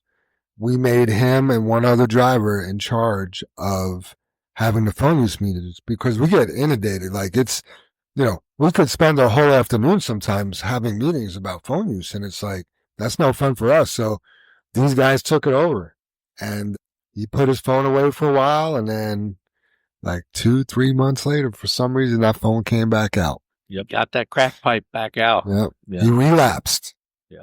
Yes. Yeah. And it was, and we had no choice but to let him go. and it was bad. Yeah. It was, I mean, whatever was going on that he was watching. I mean, at one point he was so distracted by it, he rotated the phone to horizontal, Right. Went from 'Cause he vertical was to horizontal. Watching something. Whatever it was, Days of whatever our it was, it was bad. I wonder how many people we've been forced to terminate for distracted driving. Yeah. Probably I'd say at least 5. Yeah. I mean, I can sit here and it saddens me to say that driver doesn't work here any longer, but I sure sleep better at night knowing we have a safer team on the road than we did. Yeah. To give you guys an idea, this is something that me being close to Jim and Dave for all these years, and me being the hiring guy, I freak out. Okay. And you looked at me that day, Dave, and said, you know what? Jim and I'll just park trucks. And that just shook me inside, man. I'm like, what? You guys don't ever park trucks. And that's the gravity of this situation. We're in such a different world now. If we had to park trucks versus having our doors closed by someone making such a poor decision that we were forced to close our doors, we're at least still here with park trucks. Right. And we'll continue to battle to acquire drivers that respect the phones and don't use them versus having unsafe drivers on the road. And that's the bottom line. Those verdicts, the nuclear verdicts that are hitting out there, we're done, right? We get hit with a $50 million lawsuit that we lose. Yeah. We're not Werner with 10,000 trucks. Yes. Yeah. And we're done. Every person here is done. You're looking for another job. Our doors are closed. And I guess we have our livelihood in your hands, and that's what, you mentioned it, John, right? You would accept the consequences that would happen to you because you agree you did it. What would kill you is the consequences we're all faced with, Absolutely. Right? That affected the rest of us. Yeah. That we we're an innocent bystander, but because of the laws and the rules and the regulations, we're not innocent. Yeah. We're responsible because we hired you. Yep. Right? So And it's our liability. And it's the family with the kids and, to have kids and everything. And you're talking about disrupting probably 10,000 people. I mean, all together, maybe 5,000, when you look at families and, and stuff like that, it's mind boggling what you could have done in 4 seconds. Yep. Yeah. Was that text worth it? No. Right? Was that distraction worth it? Was that video worth I mean, if it was answering the $100 million lottery, maybe, but I could promise you it was not that. Right. Yep. That's pretty big, John. I bet you'd pull over for that. I would. Yeah, I wouldn't want to die for that. I would. Yep. John, is there anything you don't like about JFW? I want you to be honest. You could tell us. We're your friends. Yeah. Maybe. We don't, we don't know what's bad until we hear it. And we Can't fix it. Can't fix it if we don't know it's broken. Can't fix it if you don't know it's broken. That's a fact. Honestly, no. I mean, you're fair. I mean, yeah, I got caught texting, but I didn't get fired. I got another chance, I got tough love, but, I'm still part of the family, but yeah, I can't say there's anything I don't like, honestly. That's good. That is great. I got a list. Just kidding. Well, Jam, if you want to get into Jam, I mean, that's totally different. There's one thing you don't like. It's Jam. I'm good with that. All right. Is there anything you want to talk about before we move on? John? No, No? I'm Okay. good. Please keep jumping in where you need to want to jump in. I don't have anything for what's next. We don't have any questions. Oh, before I do anything, JR, I wanted to remind people, when I say people, I don't mean me, that if you're going to be late, I'll call out. You got to call dispatch. That's the only way to do it. Leave a message on the main line. It could be midnight. You don't have to wait for us to open. Just leave us a message. One of the first things dispatch does is checks a message to see who called off. So, How do you do that if you're sleeping? right. You just wait for Brother Dave to call you. Then you could tell him. Can I say something? Yeah. Last Saturday, somebody called in dispatch and said somebody was littering at one of the pits. And to me, that's a pet peeve of mine. Don't litter. It's not a good look for you. And it's damn sure not a good look for JFW. I love Don't that. throw stuff out the window, please. Yeah. Cigarette butts, trash. We did find out who that driver was. And the driver says it'll never happen again. But yeah, what a shitty phone call or email to get from our customer that went littering on their property. Agreed. Yep. Yeah, that really bugs me. We live in such a beautiful place, and this is God's place here. Yeah. And to litter it is an insult to God. You know, It's rough. I wouldn't want to insult God. That doesn't sound like a good idea. All right, let's talk about. Let's talk about what Brother Dave I wants know to talk. you've read it, but we should reemphasize on the what's next, Jam, that this is Distracted Driving Month. That is, I mean, I know it's the second, but it is Distracted Driving Month. I mean, the State Patrol, you send it out on Connect. The State Patrol has a whole announcement on there, and they talk about how to make us better, how to help us, and it is there to help us, right? It's not, the State Patrol isn't the man and, you know, we're going to try and not do what they say and blah, blah, blah, blah. They clean up Colorado, literally, right? All the accidents, all the scenes. And I tell you what, I've met some amazing state patrolmen and so thankful to have some of the relationships we have with them. And they're out there to make us better, to help us be safe, to provide, you know, securities for us on the road. They're not against us, right? They're a teammate. Basically, right? They're there to help us. They're just as proud of our trucks as we are when we go by a chain station and we're chained up with all four tires and we just wheel on through because they know we're not going to spin out, right? They're like, hey, there goes JFW. They're all chained up. They're always chained up. And then, you know, here comes some fly-by night that has got one chain on and ain't going to make it, you know? So, yeah. Plus, you roll through a weight station with a clean truck, you know, right? they're like, okay, we know these trucks, you know. Yeah. It helps, right, John? Absolutely, Yeah. it helps. Yeah, it's a reputation. The only way we garner a great reputation is to be a great company and to have great people and do great things. So, yeah, that's all part of it. it's not magic. It's hard work that accomplishes that.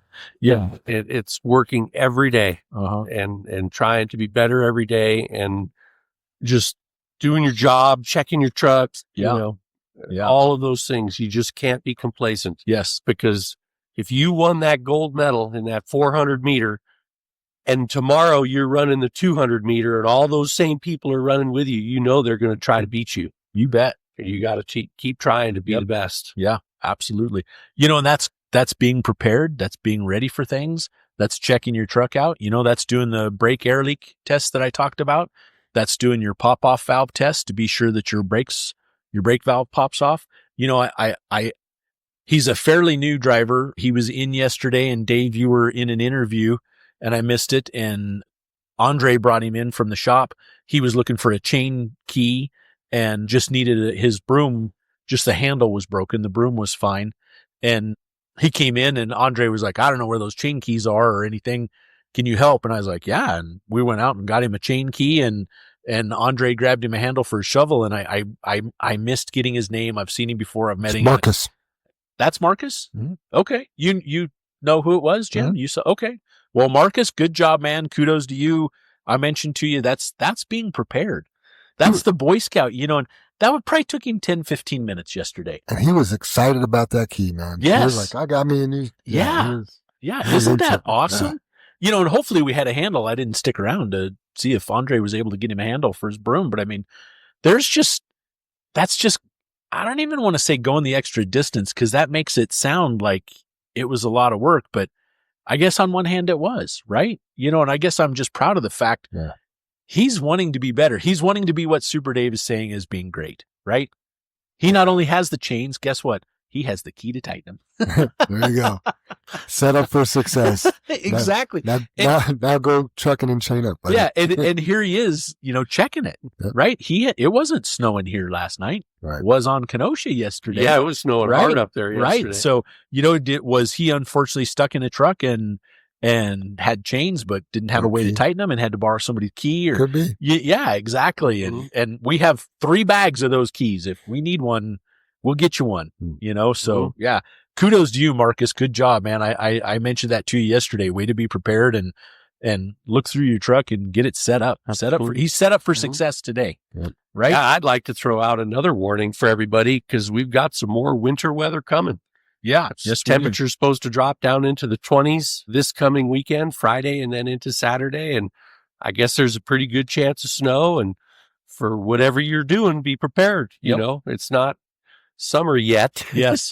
Especially in those mountains. Yeah. Springtime is up and down here in Colorado, and we've got a downstretch coming. And these are some of the doozies.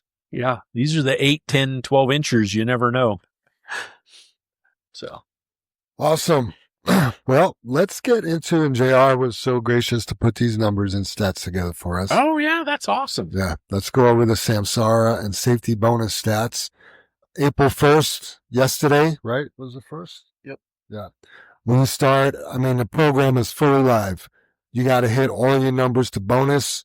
The 2%, you get your 5% no matter what, as long as you didn't have an accident or get disqualified for phone use, stuff like that.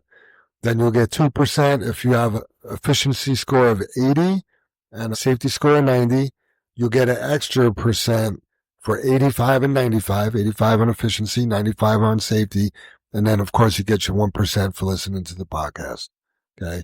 So last month, here is the scores by team with some other stats. Let's start with safety, because I think the efficiency is more dramatic. Dun, dun, dun. Dun, dun, dun. So our safety score went from February was a 93 to March was a 96. So we went up 3 points as a company in safety. Team living on a budget, that was JR's group. Just to clarify, that's overall. Overall. As a company, across the board. Yep. Team living on a budget, weekend group A, went from a 94 to a 96. Team red, white, and rig. So I'll have to say, if they're good on efficiency, that qualifies them for the additional 1% if they're good on efficiency. Absolutely. Right? Team red, white, and rigged, that was Erica's group, went from a 92 to a 94. Team awesome sauce, that would be my group, went from a 94 to a 96. And then team aggregate crusaders, that was Casey's group. They were the most improved. I was just going to say that. Jim. Went from a 91 to a 95. So right. Great job, team aggregate crusaders. Yeah. Yeah. Kudos to you, Casey. I would assume in order to get those scores up, you were communicating with the people and the people were engaged. Absolutely. And that's just outstanding. Cool. Yep. Yeah. Out of 117 drivers, 105 finished above a 90. 82 drivers finished over a 95. That's just fantastic. 8 drivers finished with a score of 100, and in no specific order, these are the drivers: Mike Cisneros, Mike Bortz, Rick Ray, Dwayne Potter, Ted Torres, Todd Dull, Nat Bisignano, and Rob White. That's awesome. Good job, you guys. Driver efficiency scores. Overall, as a company. And this is the one we had some struggles with. Yeah, this is a big one. We went from a 77 to a 91 company-wide, so 14 points improvement. Bam. Team living on a budget went from 77 to a 91, which is exactly as the overall. Team red, white, and rig, 79 to a 91. Team awesome sauce, 75 to a 90. I believe, maybe us in aggregate were the most improved. And then team aggregate crusaders went from a 77 to a 93. Actually, I think they were the most improved there too. So great job, everybody. Out of 117 drivers, 109 finished with a score of 80 or more, which will qualify you for the bonus. 89 drivers finished with a score over 85, which would qualify you for the extra 1%. 11 drivers finished with a score of 100. Of those, 8 of them finished with 100 for both metrics of anticipation and wear-free braking. Those 8 drivers are Chris Beam, Rob White, Dwayne Potter, Pedro Sotelo, Todd Dull, Ricky Cordova, Zach Tharp, and Damien Rubal. That's awesome. That's something to strive for. You know what I mean? That's great. Yeah, I mean, we're better because of it. Yep, we are. Yep. With like no questions asked, Jam. Yeah. You know? Absolutely. All right. Tips and tricks with Armando Duval. Number 3. This is his 3rd week. He's keeping track. I love it. He's into it. Thank you for doing it, Armando. Yeah. It's great. You know, and thank you for your text earlier, that heartfelt passion of engagement and honesty. You know, those are the things that sell people, you know, and when I say sell, that's like you're putting yourself out there for other people to identify with you. And right. It's just so appreciative. I'm so appreciative of that. The ownership. Yes. Yeah. We struggle with people owning what they do. He didn't need to be like, hey, put me on blast in a pot. Right, I mean, he could, there's multiple ways of owning it. And one would be like, yeah, I did it privately in a meeting. Yeah. You know, number 2 would be like telling your buddies you did it. Right. You know, this is like number 10. Hey, do me a favor. Tell everybody on the podcast and whoever's listening to it that, right. You know, I'm guilty. Right. You know, and like you said, Jam, there's no prejudice. This can attack anyone.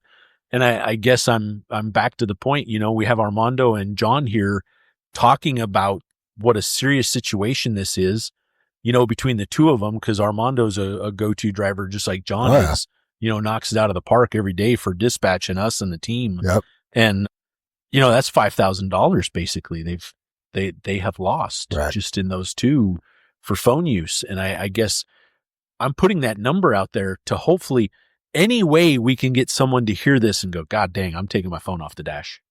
This just isn't worth it.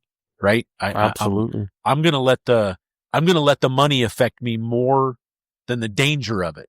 Right? Because you don't realize the danger of it until something happens. Whatever the motive is. Yes. Whatever However motivates you. Yes. Whatever reaches you, you know, and God, I urge you to put it in your glove box or your lunch box or out of sight, out of mind, you know, until you have to have it.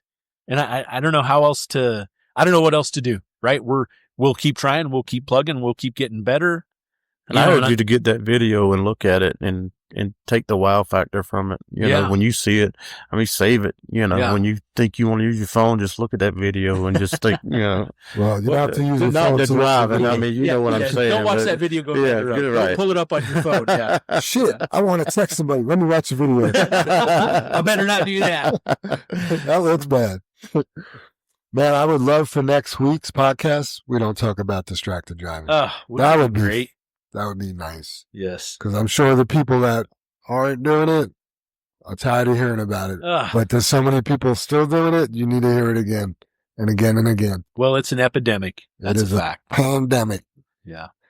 All right. What's the difference between an epidemic and a pandemic? I don't know. Can you Google that while I'm reading this? I'm good. Right. We'll just ponder about it. John? I don't want to be distracted while you're reading tips and tricks. That's a good question, Dave. I wonder what is the difference. I'm sure there is one. Wasn't COVID a pandemic? Yeah, I bet Pan is worldwide. But like the Pan American Airlines plague was an epidemic, right? I don't know. Yeah, I think it's for our listeners to decide. I think they're called. Get those phones out, guys. I think meth. Oh, Dave, that's terrible. I think meth is a pandemic. I don't know. It just sounds more all right. serious. I'm gonna do it now. Appreciate I'm gonna miss miss tips and tricks. No, you won't. Guys, isn't it one of them has an ending and the other one doesn't have? You guys aren't a good influence on me. Have a possible ending or something like that. I know this would be a good podcast question though. Pandemic versus epidemic. Write that down. Epidemic. You close here? Christine, Google, would you? Man, the Google is fast. All right. I'm gonna get into the tips and tricks. Going one-on-one against time. Good morning, JFW family. Welcome back to another Tips and Tricks. Just want to say thank you again for those who reached out last week with more positive feedback. We're getting into that time now that we're running nonstop. Soon the phones are going to start ringing and those loads are going to be ordered. Those loads are going to order, and it's up to us to deliver those loads. This is where we're up against time. Some of us will go out and try to complete our dispatch plus one extra load. I'm going to tell you right now that this is possible as long as you're in your truck ready to roll by no later than 6 a.m. Not saying you won't get an extra load if you leave later than 6, but you're cutting it very close before you even started. I will say this. Even if you leave early, there's a small chance that you will still not be able to get that extra load, and that will be because of really bad traffic or delay. Example, breakdowns. But as long as you're doing your pre-trips and traffic isn't that bad, everyone should be getting an extra load. My tip here today is don't waste time. Taking too many bathroom breaks will cost you a load or two. Let's be safe doing it. Let's keep our eyes on the road, going the speed limit, and keeping our distance. And please, let's stay away from our phones while driving. I'm going to admit that sometimes we forget how easy it is not to touch it, and yet we still do while we drive. Those that have been here for a year now, we should know better. Let's learn from other people's mistakes and be better. And pave your way. Pave your way, right? Sorry. Oh, you're good. Sometimes we just got to be reminded by others paving the way for us. But that's what we're here for. Let's look out for each other. Thank you all again. Let's start doing things the JFW way. Don't let that one bad day keep you from striving for success. Please let me know on Connect Team what you think about this week's tips and tricks. And again, thank you all for the amazing feedback. Until next week, Armando the Sergeant Del Val, 0088. And then he says, together, we can be better. I love it. I like it. Brother Dave always says, we're better together. Yeah, but he tied it to the creed, man. Yeah. Together, we are better. Yeah. Yeah, I love the way he says, don't let that one bad day Right? make you stop from Yeah. trying harder. Yeah. How many times do we have, something we've done and man, we just kick ourselves and we're down and out for weeks, right? When it's all in all, it's not that big a deal. I'm very guilty of that. I let one thing ruin my whole day. You know? Not me. I change gears right away. I was late. Oh, well. That's when you're up on time, right? Funny.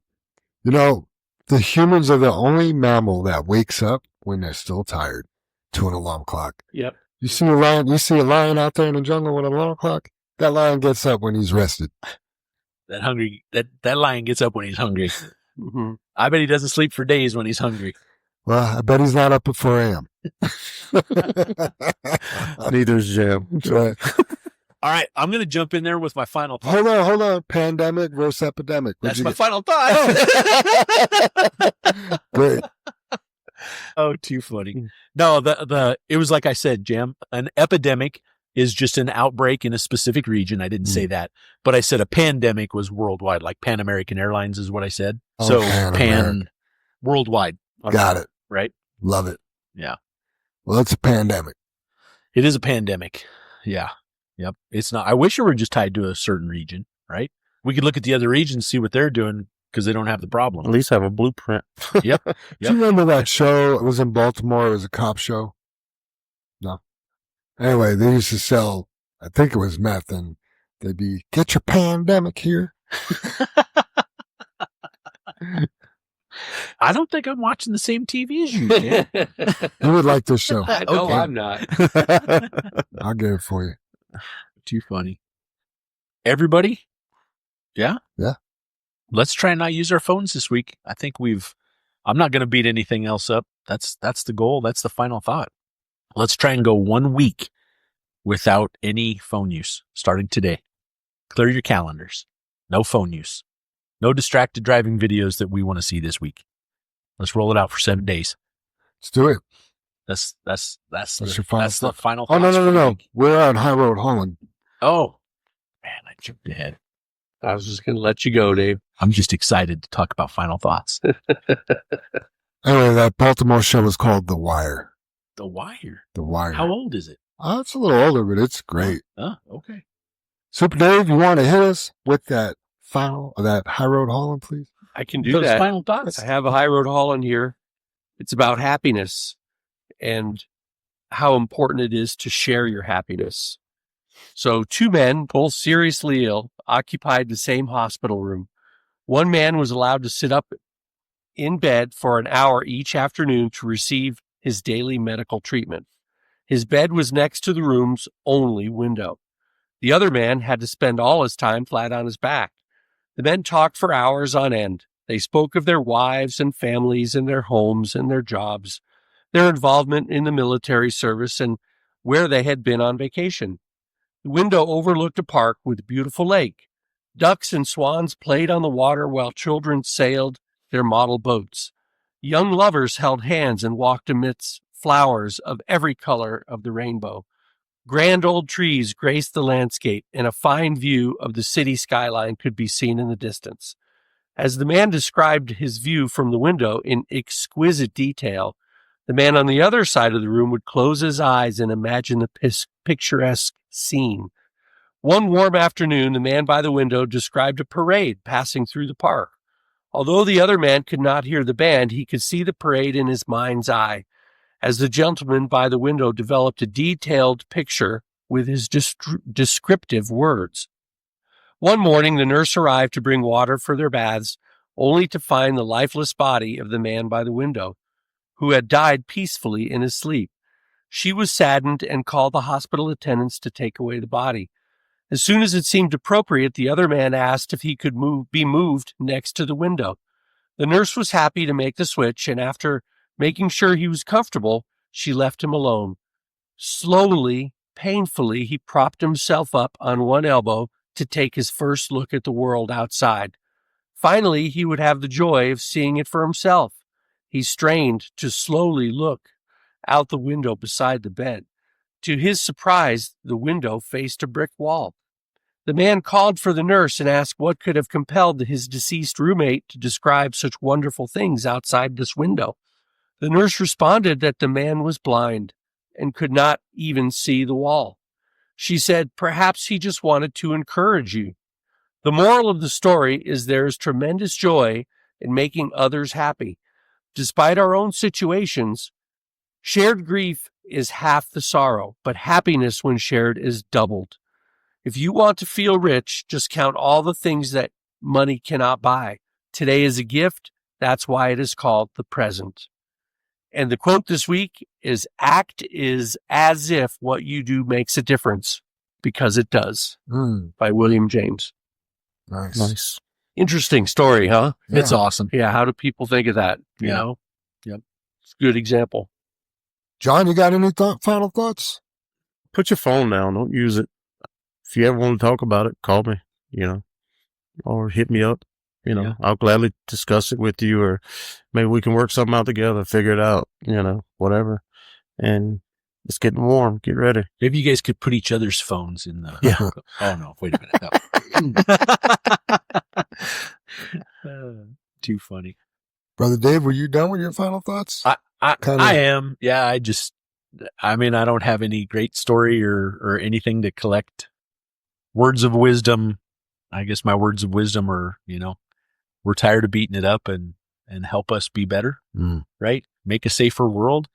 Maybe the next time you find your motivation, like you said, Jam, what encourages you not to use that phone? And I guess, my encouragement is, our son is about to go from a teenager to a 20-something in July. It's quite a ways away, but I'm just using the teenager. That 11 teenagers die every day, As of you listening to this podcast, we're going to be pushing 33 teenagers have died.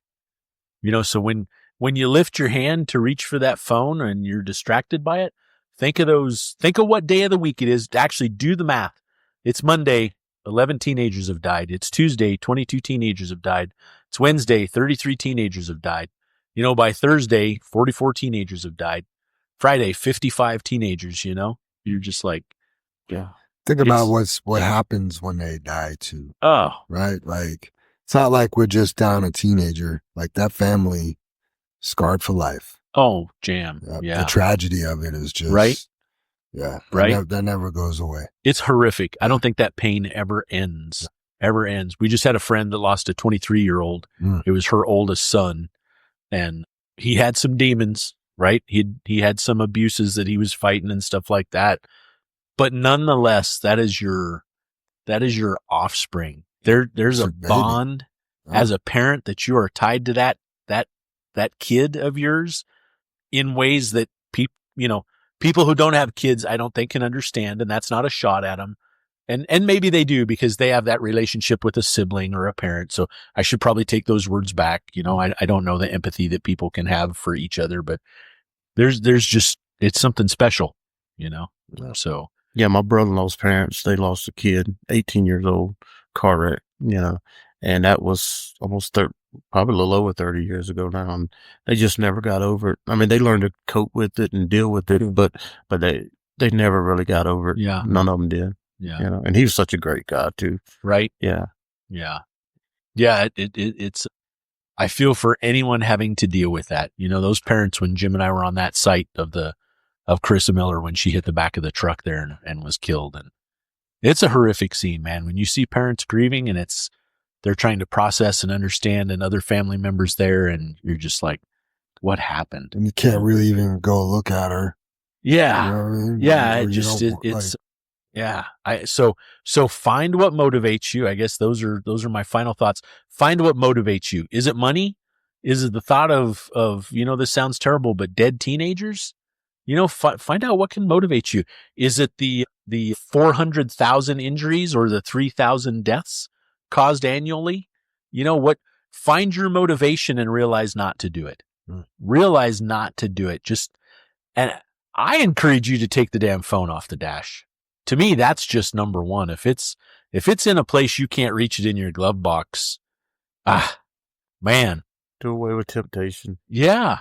Yeah. Turn the notification off and keep it in your glove box. That way you don't even hear it. You can actually go back to old school and you turn up the radio and you enjoy some jams while you're delivering your load. It's a pretty great day, right? So listen to the podcast. There you go. Yeah.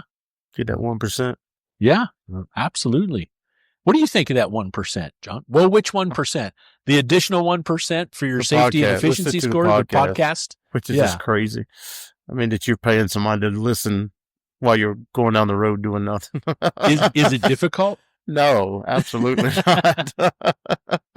I can look, but I'm pretty sure you've taken and completed every single test. Yes. Right? Yeah. Is it, are you learning something from it, John? Yeah, absolutely. Okay. I get to where y'all coming from with the phone usage and when y'all talk about what, next and what's coming up with this DOT brake checks and it's just all good information that you're getting out of. I mean, we talked about where your FWHA inspection stickers are on the truck and trailer. Hopefully somebody heard that was like, I wondered what those were for, right? Y'all bring up a lot of things sometimes that it's, you're supposed to do it, you do it for a while, and then all of a sudden it just kind of, and then when y'all bring it back up, it's like, okay, you slide back into the groove again. Yeah. So I mean, doing the brake air leak test, that's a big thing. Yeah. We've been on job sites and been standing at the back of a truck guiding it in, and they step on the brakes and they have a massive air leak, and it's like, did you hear that? Did you know what? I didn't know I had an air leak, and yeah, those are aha moments, right? Absolutely. That you've run across in our, 40 years of experience. So yeah, I hope everybody that listens to this finds one thing, right? Just one thing in this, hour to 2 hour segment that we're asking you to listen to. And, hopefully you're not bored to death listening to us ramble. Hopefully we don't ramble, but we try and make it fun. We try and make it entertaining. We try and make it serious. We try and provide information. So yeah. John, do you think you'll get 100% on your first try on this quiz for probably today's? not. If I do, it'll be the second time I've ever. Well, you were here, so I hope you do. My final thought, I forget who brought this acronym to JFW, but the age acronym.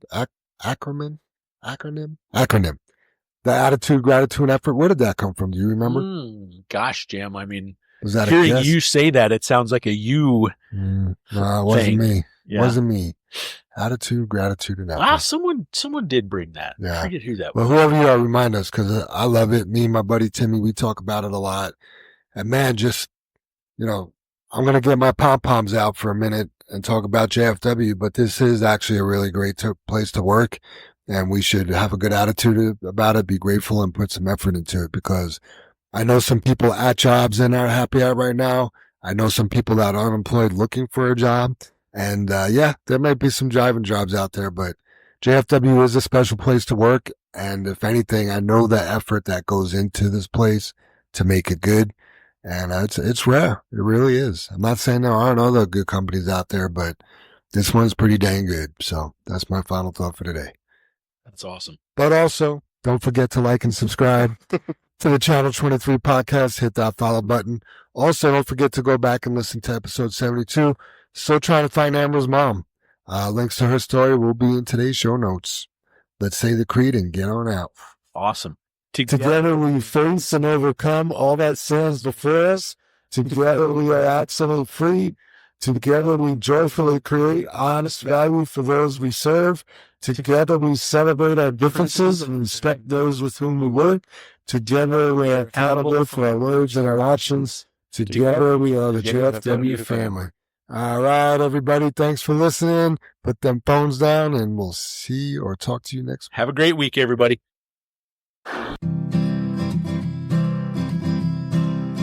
I see those big, bright, shiny red trucks just a trucking down the road.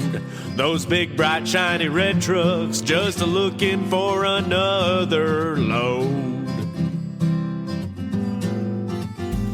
Well, it's a family tradition, any Rocky Mountain day. Our fathers before us showed us the way. We work for asphalt cowboys and concrete kings, but that's never been a problem, 'cause we got diesel in our veins. We've got diesel in our veins.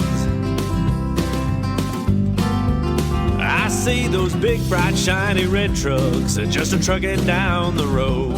Those big, bright, shiny red trucks just looking for another load. I hear there's a couple million tons to move. I see them everywhere. So you best get out their way and watch that sand and gravel disappear. There's another run to make. We gotta get it there on time. And we got what it takes to lay it all out on the line. We'll lay it all out on the line. I see those big, bright, shiny red trucks just a trucking down the road. Those big, bright, shiny red trucks just looking for another load. Those big, bright, shiny red trucks got the best drivers in town. They got all the tools they need to keep that hammer down. When they hit them scales, they won't need to dodge them, won't need to duck them. They just keep that hammer down, and they keep that diesel trucking. Keep that hammer down, and keep that diesel trucking. I see those big, bright, shiny red trucks just a trucking down the road. Those big, bright, shiny red trucks just a looking for another load.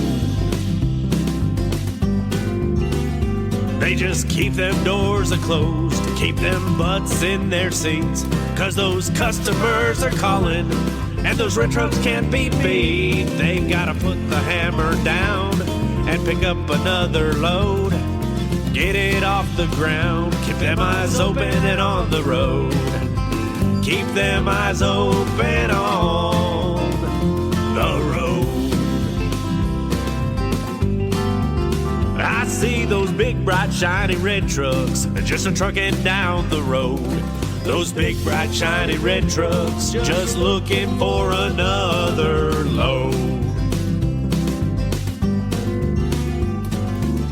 Breaker 23, anybody got a copy on that Channel 23 podcast? Welcome, and thanks for listening.